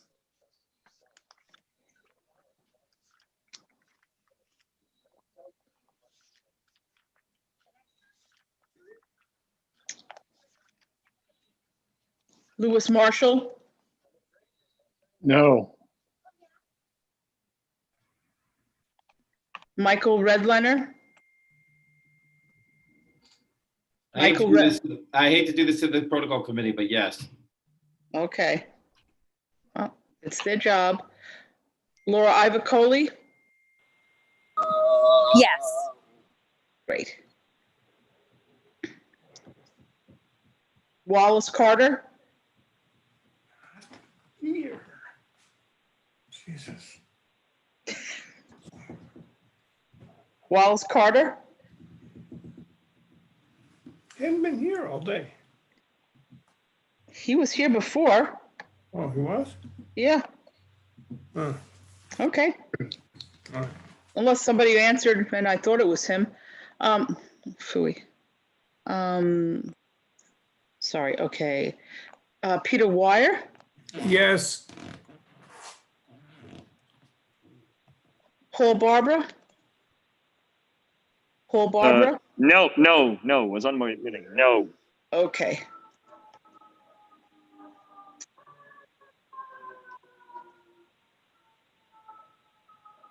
David Benelli, In favor of sending back to protocol. okay. That was my longest yes for record. Celia Quinn and Tim Stiles are not here.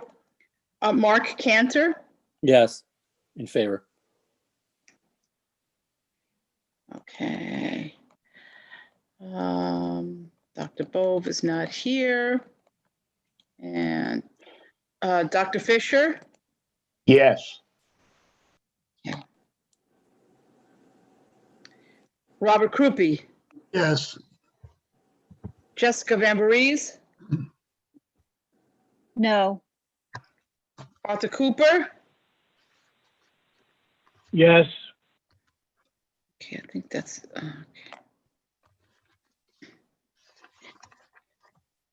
And that's all our voting physicians. Thank you. And the motion passes 18-3. Okay, thank you, everybody. Okay, with that, that's the end of the medical standards. report, I believe. There's no other action items. Next meeting of medical standards, as we mentioned, is on November 10th. Thank you very much, Joe. All right, thank you. I'm just going to stop sharing this and then see if I can share.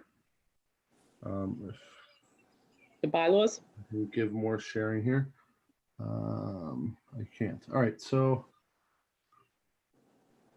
one second.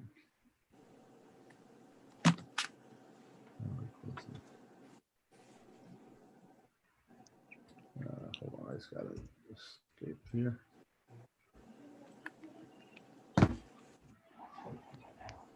All right, let me just, I'm stuck here in a sharing screen. Here we go. All right, I'm going to make Mike the host so he can present the QA data. Okay. Joe, I'm going to start off giving the just general report, and then I'm going to go into the presentation. So the quality committee met on October 6th. And we just discussed a few key items, one of which I'm going to present in a minute. So I'm going to not talk about it right this minute. It's the First Watch program, the partnership for data quality and EMS data and quality that we're going to start to show and share a dashboard. And I'm just going to talk about that in a minute. The other item that we discussed was the REMAC and REMSCO after action report that is in draft phase. I hope it's currently at the quality committee level for review. I hope to have a draft of that out for the region for comment by the prior to the next REMAC meeting, so that we can finalize some of the important lessons learned in the region related to the COVID experience. There are some ongoing housekeeping items that we're discussing related to security and confidentiality. I think the major message for this point of discussion is that all members of QA, the quality committee, are going to sign conflicts of interest and essentially non-disclosure agreements, so that all of we retain not only privacy related to specific cases, but data that's shared at the quality committee itself. And I am going to. There was one case under review that was referred by that was requested by a paramedic in the region that we will be reviewing at the next meeting. Okay, I'm going to share my screen if I can find it.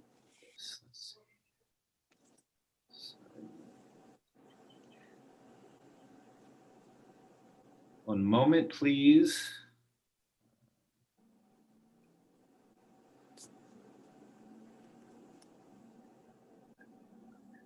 Multitasking, it's lost in the array of things that are on my dashboard. Hold on one second. I apologize. I'm going to be essentially going through the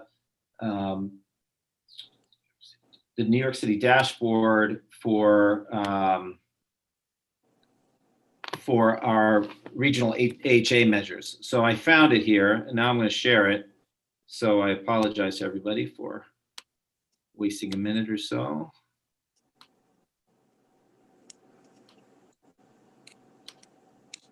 Okay, so can everybody see that okay? Yes. Okay, so just as a reminder, this has been an ongoing project for a number of years. It's been a collaborative project between the fire department and REMAC and the AHA. This was built based on the region has benefited from funding from the Helmsley Charitable Trust to build this quality improvement tool for our AHA mission lifeline measures in STEMI and stroke, and we're essentially utilizing the First Watch and First Pass tool to aggregate performance data for the region. As a visual aid, this is essentially what happens in First Pass, where cases are, put through their analysis, and certain cases are reviewed if they don't meet the specific measures. These measures are then quantified and aggregated for regional use, and essentially this is what it looks like. I mean, this is SANSIO, but all 911 agencies in the region are, with the exception of one, has agreed to and is sharing data with regional aggregate, this dashboard. So the ePCR goes in, from SANSIO or other vendor and into First Watch. All agency ePCRs record, all the records are available to agency and First Watch triggers, and then all of those PCRs in both detail and aggregate go to the agency level, and the blinded aggregate regional information, it comes to the STEMI and the stroke dashboards. And so what I'm going to put on the screen, the next slide, is this first iteration of a regional dashboard for New York City 2020 for both stroke and STEMI measures. Let me just explain and walk you through it a little bit. This is the first version. It's by no means the final version, but it really kind of, this is, I think, our first glimpse at regionalized data in an active way that hopefully moving forward we can track and trace over time. So the first set of times is really related to the distribution of times on scene for any patients who are thought to be having a stroke. We can look at and track those distributions, but we don't have a set time by which we expect, where there's no evidence-based time that we use to determine whether or not somebody's meeting the metric at this time. So we put the whole distribution there. The next three are whether or not an SLAM score was performed, whether the last known well was performed, and whether the blood glucose was performed for somebody who the crew deemed was having a stroke and put it as their primary impression.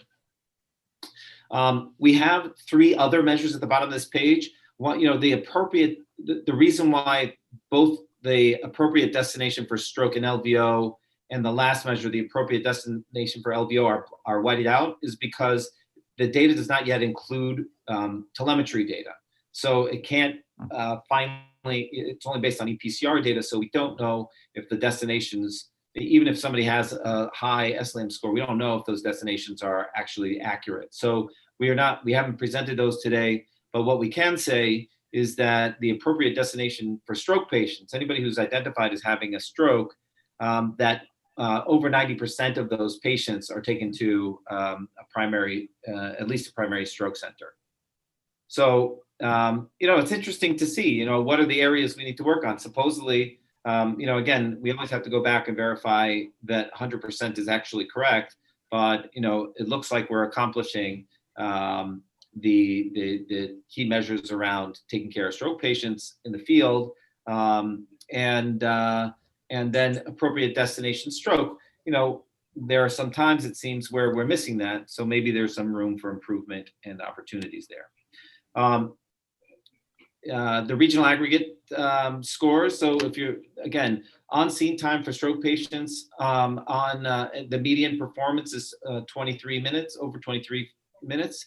And we wanted to use also another way to look at time, which is 911 to destination time, which was just under 38 minutes. So these are things that we can look at and compare to our own services, compare to, we're going to be able to look at it over time and to see how we do. But I think this is very cool, and it gives us kind of a way to use data to drive our performance. We've done the same thing for STEMI, and there are things here, right? So again, the time distribution, but then contact to 12 lead of less than 10 minutes, which is kind of a regional aim that we've been looking at. We're only at 75% of these patients who have chest pain. So we could do better. with that, but it's also interesting if you look at our individual agency performance against the regional performance. And then a 12 lead performed, we're at, and again, in the high 90%, which is good. And, could we get to 100%? I'm not sure, but something to think about.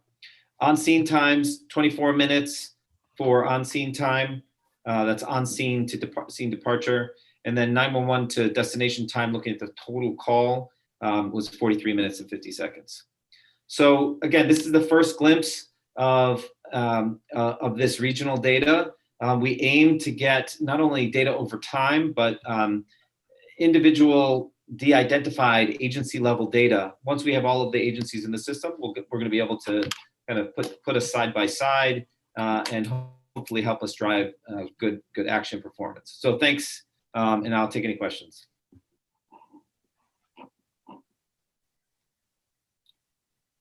I hope everybody could hear me. Yeah, I have a question on this, and I really appreciate this report. It's really excellent data. Go back to the slide that shows destination. It's interesting for us. So you have appropriate destination. The data's not there. Second from the bottom. No, go to stroke. Let me go. Yeah, here's the stroke data. Yeah, great. Thank you.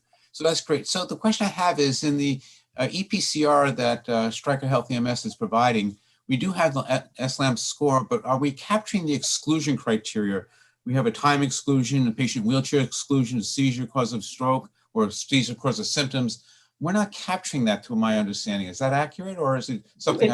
It's not captured explicitly in a field in the EPCR. However, the reason why we've wedded it out here is because at some point in the near future we will have telemetry data, and so that decision at telemetry includes the exclusion criteria, and so that will be included once we have that data that's integrated. And the idea is that these the data from telemetry will be integrated with what we have in the EPCR, so it should give us an accurate sense of our destination. So Michael, what are they what are the telemetry folks documenting? What are they documenting in? Are they using a proprietary solution, something they've built on their own?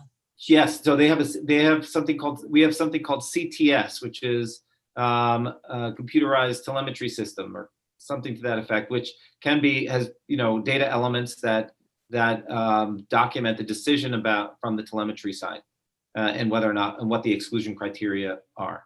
I'll take the rest of my comments offline and we can talk later. Thanks very much. Thank you. Michael? Yes. Tony Shalish, how are you? Good.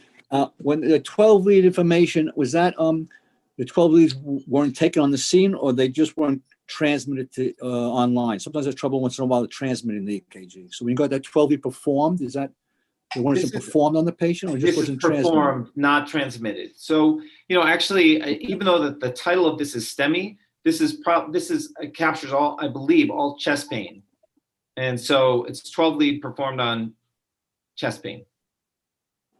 Okay. Another thing I have to clarify that and confirm that for 100%, but that's my belief. I'd like to throw this out for the future for the committee to consider, that I don't know if all STEMIs have to come through medical control. In other words, if an ambulance is in the catchment area of the hospital, a STEMI hospital, and they get a STEMI, maybe we can start using that technology for them to talk directly to the hospital. Because what happens now, sometimes you get took up 2 or 3 STEMIs, and sometimes people actually pull off the side of the road. They're 3 minutes away, and they wait to talk to me or talk to another tele to tell them to go ahead when the hospital's 3 blocks away. So I think if they're in the catchment area of a STEMI center and have a STEMI, they should just communicate right to the ER. So we should start looking at that for the technology in the future, I think. I think it's a good idea. It's outside of my pay grade. It's up above my pay grade. Wait, you're getting paid? You're getting paid? Yeah. But I think that's been a kind of back and forth discussion over the years, and there's some merit to it. And so I would defer that to the our colleagues at FDNY and at this committee. So. Oh, so it would be an FDNY and call? You mean that's if they have call, in other words, or yeah? I think we've decided as a region that this is the protocol, and I think that for many years, this has been the case. If it's something that Right. we'd want to revisit, I think that it's worth it to have a kind of a more formal discussion about it. I think that this is, again, kind of probably out of the scope of this data set, but I hear you.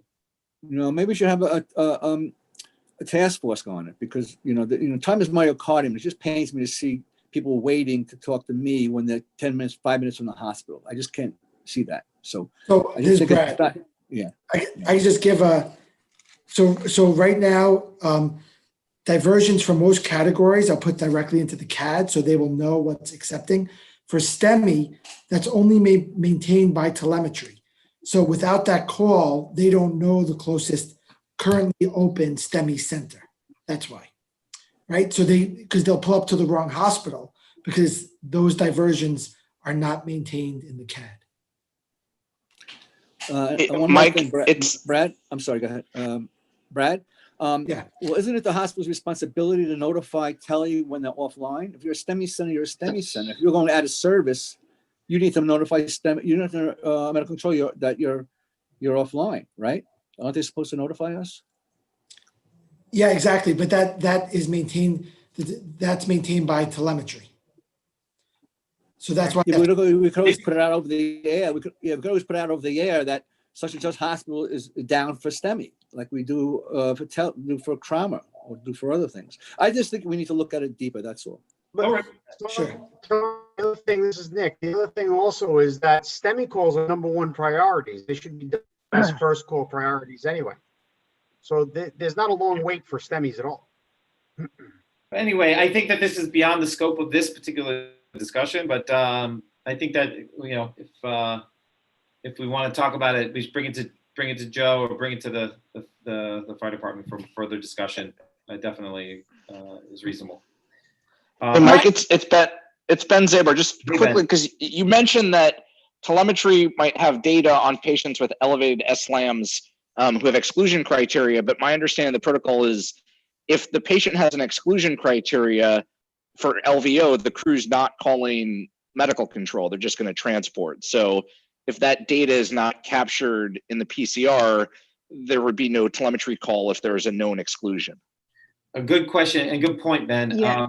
But the reality is, right, so what we're going to capture is, right, the true positives going to the LVO centers, right, the thrombectomy centers. And so anything that falls out and doesn't go, right, it would be, so I think that I have to organize that, but maybe somebody else on the team. Yeah, maybe I can add. I mean, there definitely the exclusion criteria at the moment are not built in as fields in the PCR, and that's done on purpose because we might change and update our exclusion criteria. So there is some uncertainty in this data, and it's understood and it's acceptable. And I don't think there's a specific way around it at this point. I could argue otherwise, but this may get us into a very lengthy discussion. I think that the exclusion criteria are written at this point the way they are. As the more we continue to look into the data and explore the data, we might change the exclusion criteria appropriately so. And I think it's for a very large system, like the New York City 911 system, it's hard sometimes to put those things. We do have the SLAMs criteria in the PCRs. So and I think what would be helpful, and that I haven't shared here, is the definitions. If you just have a single radio button that simply says meets exclusion criteria, and then in the protocol it identifies this exclusion criteria, you can always go back and review the ACR and find what those criteria were. But a single radio button that can be edited in the protocol doesn't have to change the ePCR at any time at all. I agree, but sometimes just putting a single radio button in our PCR is a very costly and timely effort. I think we really should do this discussion offline. All right, but I think that the discussion, I think we can end the conversation, but I think that the discussion about how we document definitely fits into how we monitor and measure. And so some alterations and pushing on our ePCR vendors makes sense in some cases. So, Mike, this is Grace. I have a quick question. sure. The 12 lead, are you taking that off the event log, or are you taking it off of whether the EKG is actually attached to the EPCR? That's another good question, Grace. I don't know, Chief, so I don't know. I'd have to look back at the specifications of the measure, but I believe that it is based on not that whether or not it was attached, based on whether it was documented as done. Okay, so in the event log. The other thing is First Watch actually querying the narrative too? Because a lot of crews don't document stuff in the event log, but do document what they did in the narrative. So if they're not querying the narrative, they're not going to pick that up. Understood. I think that they are. I think they have some mechanism to do that. But actually, what I would ask is that anybody have any specific data questions, please email me, and we can, kind of feed those back to First Watch to look at the data, how they're capturing the data. We can share some of the more detailed data, the way that this data is constructed, so that it's open and transparent. So. But happy to have those discussions and give the feedback from this group. And then just one more thing, just to answer everybody else's question, because I'm very involved. I'm actually the administrator of the EPCR over at the FDNY. One flex field can actually change every single thing on that EPCR. So we don't want one field to be added that's going to have to be asked of every question, because it would have, in order for you to get it in your data, we would need to make it a critical field. And it's not something that we want our crews to ask every single call type. So we have to be very, very careful on what fields we add and where we add them. Yeah, no, I think that all of these, the details of all of these questions are very important and can be, we have to kind of just, I like the detailed discussions, but we should save it for offline. But sure. Thank you. Thanks for bringing that to our attention. And I think that, but again, this measure construction deal is important. It's important in how it looks when we look at it on a dashboard. So thanks everybody. I appreciate your time. I will unshare.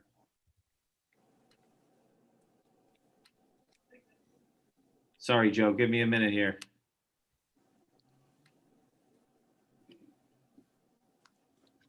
That's the end of the report. All right, Mike, can you just transfer the host back to me?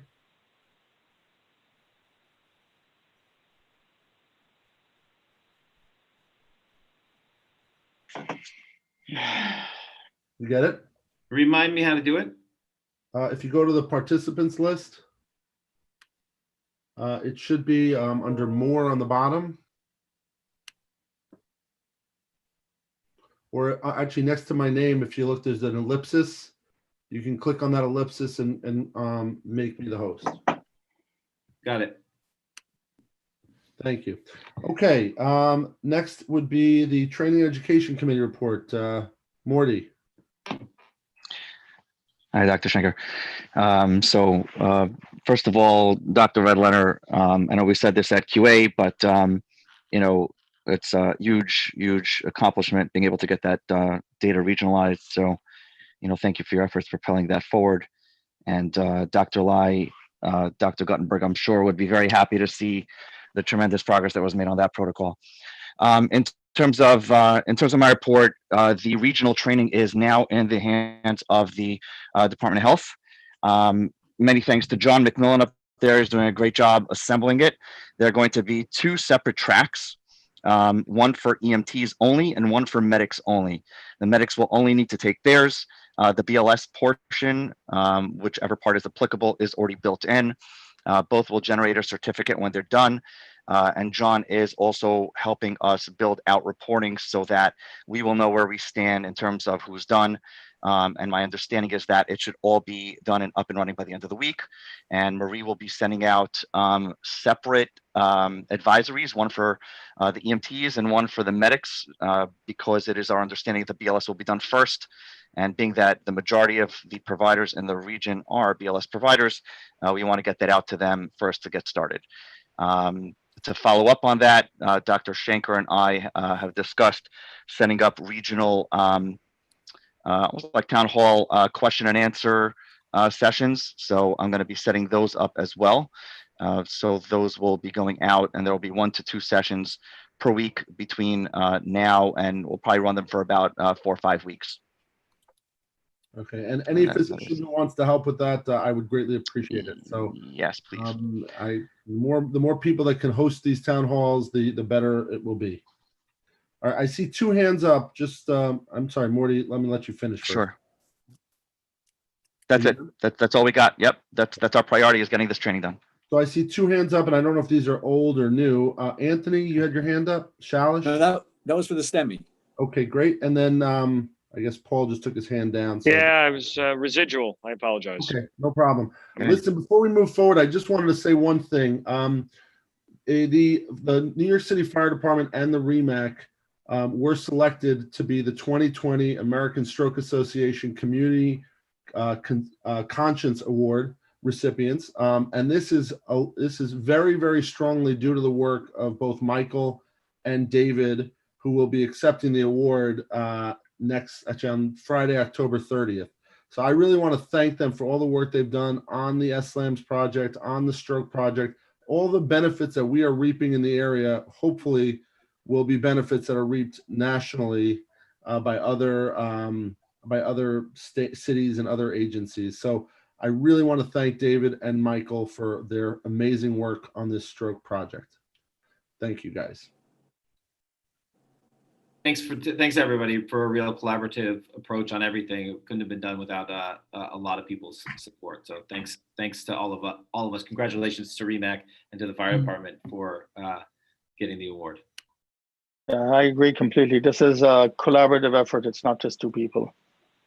It couldn't be done alone. Did the lion's share of the work, so thank you. Okay, any questions for Morty about training and education? I will say that for those of you who are agency medical directors, I will ask you, I have told the state in no uncertain words that our region will be completely ready for the January 1st implementation date of our protocols. That means we have 2 months to ensure that all of our providers are trained in the unified protocols. The fire department has done an in-person training, which I believe is completed, and they've done a great job with it. A lot of that information is now in the online version, which is for every agency other than the fire department. And I think that with the town halls will really give an interactive, training to our region that probably will get this done in the 2 months that we have. So I ask that you all please stay on top of your providers to make sure that it gets done.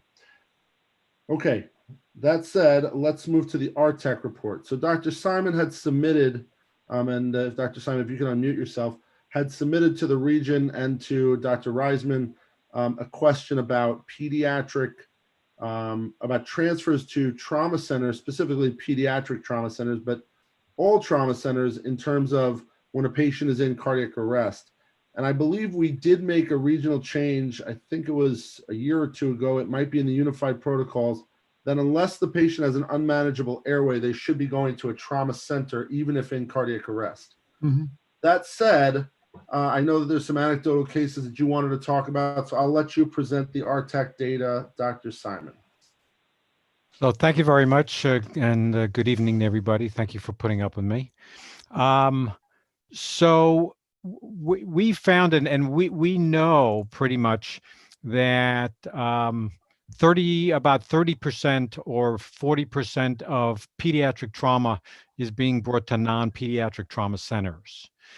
And with the density of trauma centers in the city, we think that that's probably not necessary and doesn't necessarily benefit the kids. And that particularly has to do with a child who has either severe traumatic injury or even traumatic arrest, that, you know, the state guideline was that you should bring a kid to a pediatric trauma center if you can do it within 60 minutes. And when we discussed this at REMAC, we said that doesn't work for us here in the city, and we're going to knock it down to 30 minutes. And that still gives a lot of time for EMS crews to bring children to designated pediatric trauma centers.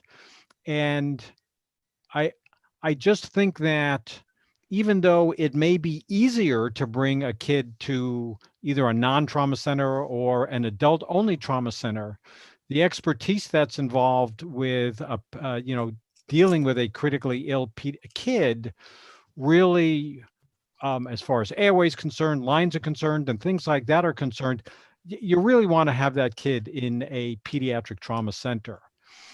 And the other piece of this is, I don't think anybody on this committee or in the city would disagree that having pediatric trauma centers are the right thing to do for the populace. And not supporting the pediatric trauma centers such that the pediatric trauma centers don't have adequate volume to maintain either level 1 or level 2 status really defeats the purpose of what we're trying to do, which is provide the best level of care for the people in New York City. So I think we need to do something to enhance transport of pediatric trauma within all 5 boroughs. There are pediatric trauma centers in all 5 boroughs now. And I think it's important that we support those centers and that we transport kids to those centers. And one of the things that would support that is Eric Cohn was just showing me the new protocols, and the protocols list all of the trauma centers within the city. And it still lists a bunch of trauma centers as pediatric trauma centers that are not pediatric trauma centers anymore. So the list of trauma centers needs to be updated in the protocols. But I do think we really have to work with the EMS providers that it's really better for a kid to go another 5 minutes to get them into a pediatric trauma center than to drop them off at the nearest adult center that are just not going to be able to manage a critically ill kid as well as a pediatric trauma center. Joe, I'd like to raise my hand when I can. Yeah, sure. Go ahead. Yeah, you know, it's very interesting that you bring this up now because we actually were looking at that again. And quite honestly, when we only had the 2 pediatric trauma centers initially, New York Presby on the west side of Manhattan and Cohen's at the Queens Nassau border, you know, obviously trying to get there with a pediatric patient was very difficult for us. You know, and then we had to go to the closest trauma center, adult trauma center for them. And, you know, that was allowed by the state, and we know the times have changed and things like that. When Maimonides came on in Brooklyn, we thought, great, now we have 3 centers. So obviously we want to try to get them to the appropriate facility. Now, from a systems perspective, we now have 8 or I think even 9 pediatric trauma centers. And from the systems perspective, I thought that's great. There are more centers that we can get these kids to. But what's happening is, as you mentioned, the more they're spreading these cases out now to a point where some hospitals, pediatric trauma centers have said to us, we're not getting the volume. We don't know if we can sustain being a pediatric trauma center based on ACS criteria, number of cases. And luckily, for the most part, there's no knife and gun club for the peds patients. Although, unfortunately, in New York, we had that 6-year-old shot during the Juve the Juve celebration, and the 1-year-old who was shot and killed in Brooklyn as well. So we actually started looking at, you know, what can we do to say maybe because there's 8 or 9, I think there's 9 pediatric trauma centers in our region. Can we now change it, look at changing it to, you know, pediatric patients going to the closest pediatric trauma center? So we're mapping it out now. And the problem that we still have is, you know, like you said, 5 minutes going beyond the adult trauma center, 5 minutes, I think we're very comfortable with. 35 minutes, even 40 minutes. The hour, which the state allows, I think was a little bit problematic for those of us thinking about the system. So when we map it out, even with the 9 centers, the problem right now, and we're still trying to get it mapped out with times, Brooklyn with Maimonides, the only pediatric trauma center, and Central Queens, where now it's either going to the Cohen's, the Nassau Queens border, or trying to get into the city, maybe even Jacoby, technically going north to the Bronx. That's a little bit of an issue where even though there are 9 centers now, it's saturated in Manhattan. Staten Island has 2, but again, Brooklyn and Queens in particular, Central Queens, is potentially problematic. So I think we definitely should reevaluate this, relook at this, and see about getting these pediatric trauma center candidates to the pediatric trauma center. So we're in agreement with you. But now it's the comfort level of, like you said, like I'm saying, 5 minutes beyond the adult trauma center, I think we're all comfortable with. But if it's literally going to be 58 minutes, are we comfortable with that? Because now you're putting a crew in the back of an ambulance with a critically sick, traumatic pediatric patient that they're trying to BLS manage, and in a lot of views of crews, they're like, I'd rather just get the patient to the adult trauma center, let them stabilize and then go. But in the long run, that may be detrimental. So this is something that it's great timing. We're looking at it internally now. Thank you, Glenn. Anybody have any other questions?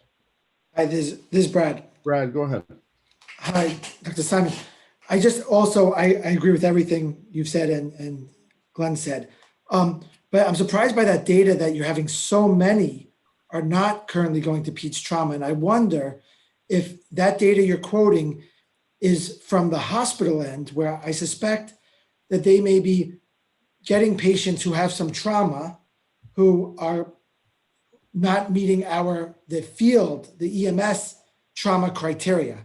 And that's why it might seem that there are so few going to the pediatric trauma centers. Well, this is based on Sparks data. Right. that looked at, that looks at all admissions. But So I think that criteria might be actually a little different than what the field is using, and that could explain some of the numbers. I would say that maybe what we need to do is for members of this committee to come to the RTAC, and maybe a subcommittee of RTAC would be to discuss and evaluate what the best recommendations are. Meaning, for a patient who's in a traumatic arrest as a pediatric patient, if you look at the data, there probably isn't benefit, even if it takes longer to get to a trauma center, there isn't benefit to going to a closer ER. The survival rate at a closer ER will be the same, will be much less, regardless of, if you get to the pediatric trauma center, the patient has a statistically better chance of survival, even if it's a longer distance. So I think that this definitely warrants further discussion and possibly changes to our trauma protocols going forward. But I think that Brad is right. What we've always found is that our trauma criteria and the Sparks data that comes out on the back end are different. And the things that gets included from the Sparks data is stuff that we would not consider a trauma on the front end, and therefore the numbers are always different. I think that this should be discussed further at the RTAC, though. Art does also need his hand held, so let me hold his hand. Art, go ahead. Thank you, Joe, and Ron. Thank you for your very incisive summary of the current situation. This is not just a local problem. Nationwide, a lot more children end up not going to pediatric trauma centers than ought to be going there. And there's good data in the literature to support that. Ron is absolutely right that we need to find a way to improve triage of kids to the appropriate centers. I'm also sensitive to Glenn Aceda's point that we do not want children who are truly in extremis to be traveling, up to an hour, to get to a pediatric trauma center if they're truly in extremis. But I do think we can probably come together on some kind of a time frame that makes sense for the boroughs where pediatric trauma centers are scarce. Clearly, every effort should be made to ensure that there are centers in every borough within reach. But this does require further discussion. I would suggest, Joe, that in the past, when we had issues such as this that touched on both pre-hospital transport and trauma care, that we formed a joint committee between REMAC, or joint subcommittee between REMAC and RTAC to discuss those issues. That I would just suggest that this might be a perfect time to utilize that mechanism. Thank you. Thank you. All right, Doug, and then we'll move forward. Wait, I can't raise my hand either. Michael, you did have your hand up before. Doug, you have to wait 1 second. Mike, go ahead. I would like to use this opportunity to think about how we document and identify major trauma in EMS. I've always found in the EPCR it's very difficult to search for appropriate trauma cases. There's ways to do it related to the CDC guidelines that kind of get calculated on the back end. But I think if we're talking about identifying trauma and tracking it and seeing where it goes, it might be worthwhile to kind of think through together, like what it is, how do we identify, what are the best practices in documentation around that? Because I find it really, really hard to really, identify the appropriate patients in the pre-hospital setting. Thank you. I agree with that. Thank you, Michael. All right, Doug is going to reserve his comments for the next RTAC meeting. So is there any other questions or comments? I'll take it now, Joe. Has his hand up. I'll take it. Just to echo what Michael said, I brought this up at RTAC previously, and I was going to bring up the next meeting that we need to simplify the trauma center criteria. If you ask anyone to recall you on this committee, I don't think anyone can recall all the criteria. Some is your GCS. I know it's a requirement for ACS to have GCS, but the reader reliability in terms of is like for physicians is 30 to 40%, and that 40% is being generous. So I think we need to simplify things. Understand though there are certain criteria that I guess we need to follow for the region for the trauma center. Thank you, John. Yeah, I think that one of the things that's really important in this equation is to look at over triage. And look at to what extent we're seeing over triage as well, because it's really about balancing under and over triage to the appropriate centers.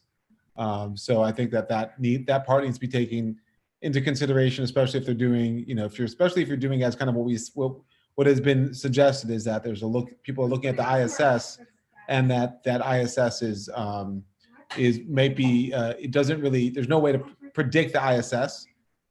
Based on the based on the mechanism all the time. So thank you. Okay, thank you. All right, any other questions for Ron or on this discussion? If not, we'll just move it to RTAC and let them report at the next meeting. Okay, thank you, everybody. Thank you very much. No problem. Thank you, Ron.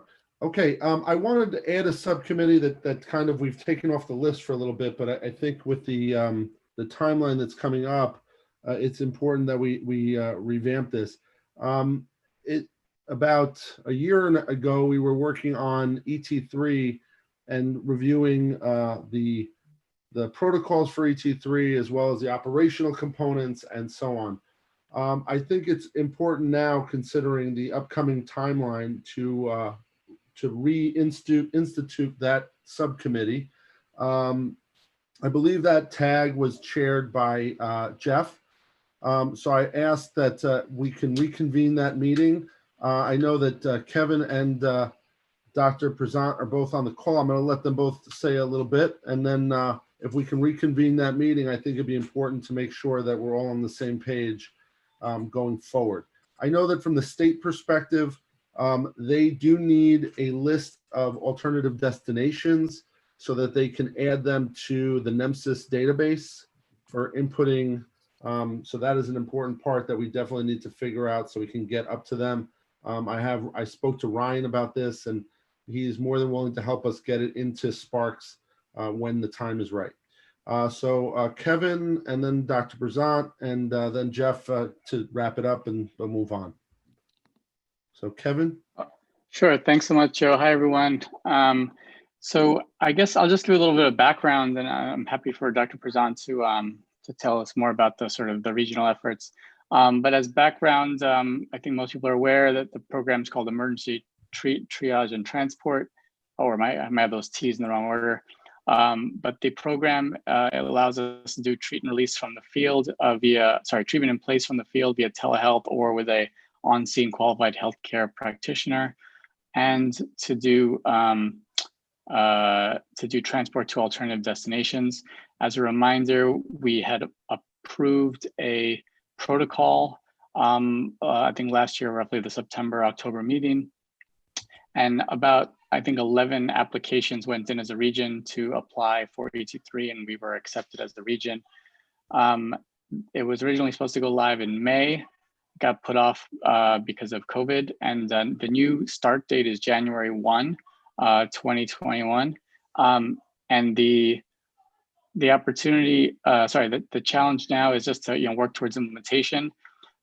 There should be at least one or more people from each of the 11 agencies that have received information from CMMI, Center for Medicare and Medicaid Innovation, with access to a portal into which there are a few deadlines that we should be aware of. One is November 15th, which is coming up right around the corner, which is to submit a implementation plan. Another deadline is December 15th, which is to submit a participation agreement. And I believe a couple of days after that is the deadline to submit your alternative destination and partner list for telehealth. So a couple of things that are due from that perspective. And then I guess more importantly, as a region, we just need to think about, okay, how are we going to get, besides the formal requirements from Medicare, are there, what are the different things we need to do to get this, to work? Turning the protocols, there's the EPCR work that I know FDNY has been talking with Health EMS about. There's training of our providers, coordinating with our telehealth partners and our alternative destinations. So I think, that's just the cream, the top of the list. I think there's probably more, to get into. So I do think that the committee should, get back together and hopefully, I think very soon bring forward a number of, things for discussion. Some may need approval, some just may need regional coordination. And so I think it's great that we're discussing it here. Okay, thank you. Dave, Prezant? Yeah, so that's a nice overview, but let me emphasize a few of the details that are behind this. First off, while ET3 has now gone back online with a proposed start date that the federal government will reimburse, January 2021, the region is absolutely not prepared to begin on January 2021 because the CAD system for the 911 New York City region needs to be updated to have the alternative destinations listed, to have the telemedicine partners listed. The EPCR work has already been completed. The only thing that needs to be done, thanks to Chief Cacciola and to Sancio, the only thing that needs to be done is to add the list, actually fill in the drop-down list with the specific names of the alternative destinations, but all the programming has been done, and that has been shown to all of our REMAC partners at a group meeting, and we're happy to have another group meeting again to show that. But the CAD system has not been updated. In addition, because a lot of the conversation between the EMS provider and the patient occurs outside of the ambulance, in their apartment or their work location or wherever, and there are often family members there, the discussion of which alternative destination, how close it is to the patient, how convenient it is, etc., needs to be displayed not just on the MDT in the ambulance, but on some portable device that the ambulance provider is carrying. To achieve that, one could just show a list with GPS, but we would like to do better than that, because we have promised, and it is a requirement of ET3, that the alternative destinations are allowed to go on diversion. So to really demonstrate what is the closest alternative destination and to adjust that for diversion and for ambulance redirection, though I hope that'll never happen or be needed, we need a mobile mini version of the CAD. The requirements for this are not extensive, and we're not talking about a year's delay, but we will not have it up and running on January 2021. Also, I'd like to remind the committee that there has already been an agreement at REMAC that there would be one list of alternative destinations that all the ambulance providers participating in the 911 system would utilize. This is a critical issue, and CMS, in their documents that they sent each of the ambulance providers that we now have to respond to, seems to have misunderstood this, in that they have geographically narrowed for some of the providers the alternative destinations to match the borough or counties, would be a more appropriate word, that they serve, not realizing that they can be sent over the bridge to a nearby county in New York City based on just regular 911 system traffic. So it has to be, for many, many reasons, it has to be one list of common alternative destinations. These alternative destinations have to be willing to accept all of our patients, not just Medicare patients that are paid for via ET3. And CMS needs to modify their documents that they sent to us. We will be having conversations with CMS, and we will be starting to outreach to the alternative destinations that sent in letters of interest to our original application, and we will be happy to have REMAC participation in those meetings so that we can find out whether they truly were interested in participating. You send in letters of interest to a lot of RFIs just as part of your standard business plan. Are they willing to accept what they have to be willing to accept, which is Medicaid patients and non-insured patients that are, as one region, are committed to treating all patients identical. We want to bring them to the alternative destination that is reasonable, that is part of that network. Otherwise, we bring them to the closest appropriate alternative destination. These are things we have to work on a little bit more with REMAC, but we have to have these meetings with the alternative destinations to see if they really are our players. And we have to modify the list, and then we have to submit that. So there's a lot of things that are going on right now, but there are some critical issues that need to be identified way before we could start on January 2021. Thank you. All right, so I think that Jeff, I ask that you can work with Marie to set up a time to get that going. Yep, and, I'll do that. Further offline. Thank you. Okay, any other questions about that discussion? I think it's better that it be held as its own tag, because I think it's a very lively discussion that we don't want to have right now. Okay, thank you. All right, we're up to the regional council update. Dr. Langsam. Okay, I'll make this quick. We can't hear you so well. Your speaker, your microphone is not working. Me? Now we can hear you. Someone else was making noise. Okay. The REMSCO met last September. We approved Dr. Harris as a pediatric physician on REMAC. There were no applications to transfer operating authority. There was one new application for the expansion of Glen Oaks VAC. And in fact, the ambulance committee had reviewed it and marked it as being now it's complete, and a public hearing is now set up for this. There was significant opposition from representatives of the former Bayside VAC, which surrendered its ambulance in 2017, and they woke up now and decided that they wanted it back, but it's a little too late at this point. Marie already mentioned that Bedford-Stuyvesant is going to get technical assistance as stipulated by New York State DOH enforcement, and the leadership of the District 4 and 18 will deal with that. However, Bed-Stuy has to reach out to them and work with them. They're not going to run after them. The mental health team is being reactivated.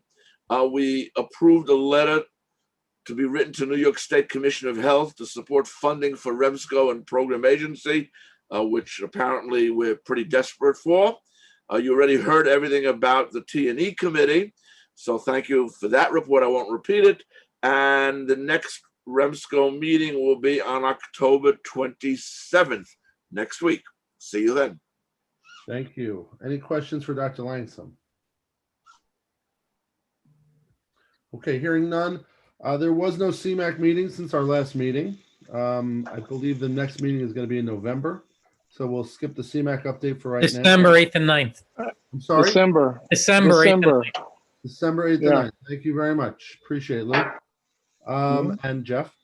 Okay, finally, the last piece of unfinished business, Marie has it on the agenda as new business, but I will put it up for everybody, is the second reading of the bylaws. There was some discussion about adding a informaticist, and the bylaws committee felt that there's enough representation in the other seats for a informaticist to fit into, rather than having a dedicated informaticist. So I'm going to put this up so we can have our second reading. If you give me a second, I'll share my screen. Gotta find it.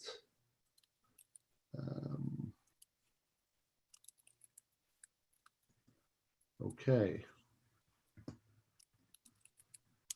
Okay, so this is the second reading of the bylaws. There is no change from the first. I will go to the membership because this was the points that we had discussed. Again, none of these numbers changed. If you see here under the fire department, there's 7 physicians that are voting members, 1 chair, commissioner, non-physician designee, 2 EMT or paramedics. Greater New York is 4 physicians and 2 EMTs and paramedics. Downstate is 1 medical director, 2 EMTs. And then over here, there's some dedicated seats I want to just point out. So you can see that under the EMS community seats, under the training here, paramedic program medical director. So this is training centers. We have a municipal FDNY seat as well as a non-municipal seat. And under medical standards, we have a municipal seat and a non-municipal seat. This is to keep a balance throughout our region and make things make sense. I would ask if you guys have any questions, just hold them. I'm just going to quickly go through this. Period of 2 years, you can be reappointed. The appointment process from these, if it's a constituent organization, it's an appointment. If it's an at-large nomination, it's a voting in process.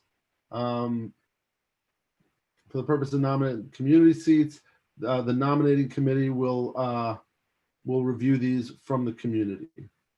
RTAC can submit nominations for trauma centers or pediatric trauma centers. There is, by the way, I believe, a dedicated pediatric trauma seat now, if I remember correctly. Yes. So trauma surgeon and pediatric trauma surgeon, besides the pediatric physician, which I think is higher up. I apologize. Anyways, back down to here. Psychiatric emergency physician, REMAC shall seek candidate applications from regional psychiatric facilities. Applications from pediatric emergency physicians for peds. New York City Department of Health Mental Hygiene. It's a nomination from the Commissioner of Health and Mental Hygiene or his or her designee. And emergency management, it's a nomination from the Commissioner of New York City Emergency Management. It's a non-physician seat, so it cannot be a physician. This is important, and I want to make sure everybody knows this. One seated or representative may be removed by the nominated constituent organization or 2/3 written vote from the entire membership. And more importantly, members with more than 3 absences from regular meetings of each REMAC year shall be considered to have voluntarily resigned. They'll be notified in writing. It is important to understand that, especially now with Zoom, we don't meet that often, and it's important that people are present and involved. It's the same as being on video when you're on the Zoom calls. I think it adds to a level of involvement rather than calling in. Take the time to find a place where you can be by a computer. You don't have to come to REMAC, so that should be doable. And again, if you're not going to participate, there are plenty of people who want to join who will participate. Alternatives, physician alternatives may vote when their principal isn't present, and it's permissible for each member. So for example, if a fire department fellow can be an alternate for a fire department medical director in the event that they are not able to attend on a deployment, have a meeting, whatever it might be. Okay, only physicians are eligible to vote, majority of the total voting membership, whether seated or not. So it's a majority. This is essentially a quorum is a majority of the total voting members, and a positive is a majority of the total voting members, whether or not they're here. Okay. And we can use an electronic ballot if we can't get a quorum for 2 meetings. All right, the officers, this is set, and the committee structure is the same. Nothing has changed here. There can be ad hoc committees. There can be, again, I think that the chair is used generically here. I would hope that, and I know I would do this, but I would hope that the chair would work in conjunction with the executive committee to make any of these decisions and then report that to the region. So 2 consecutive, these bylaws may be amended at the minimum of 2 consecutive readings and then by a 2/3 vote. So at the next meeting, via 2/3 vote of the voting members of REMAC, we can enact these bylaws. And the reporting relationship is decisions made here must be read to the REMSCO and to the SEMSCO. For REMSCO, it's only informational. For SEMSCO, it's by statute and it's reported. Any questions about that? I know I went through that kind of quickly, but I wanted to make sure that we got through it before our 8 o'clock deadline where we turn into pumpkins. All right, I don't see any questions. Anybody raise their hand on the list? Does anybody have any questions from the floor? If you can unmute yourself and ask them, I would appreciate it. Friedman asked to send it out, Joe. Friedman asked to send it out. Okay, yeah, sure. We can definitely. This did go out. I believe it went out 2 meetings ago when the bylaws were first introduced, but we can send it out again. It also went out this time. I sent it out for every meeting. It's in the meeting packet that got sent out. All right, so Matt, if you just take a look at the meeting packet from REMAC, it's in that packet. Any other questions? All right, well, if there are no further questions, I will entertain a motion to adjourn. Our next meeting, I believe, Marie, can you tell me the exact date? The next meeting will be on November 17th. I mean, November 10th. Just to clarify, by the way, the meetings were initially put in a calendar in person because we needed to book a room. The next meeting will continue to be virtual. So just so everybody knows. Yeah, and please check our website because if there are any changes or any additional information, we have them in the calendar on our REMSCO website. Okay, a motion to adjourn? Motion to adjourn. All right, thank you, everybody. Thank you. Appreciated. Have a great night. Joe, you're the host, so. I will cancel. I will end it. Okay, thank you.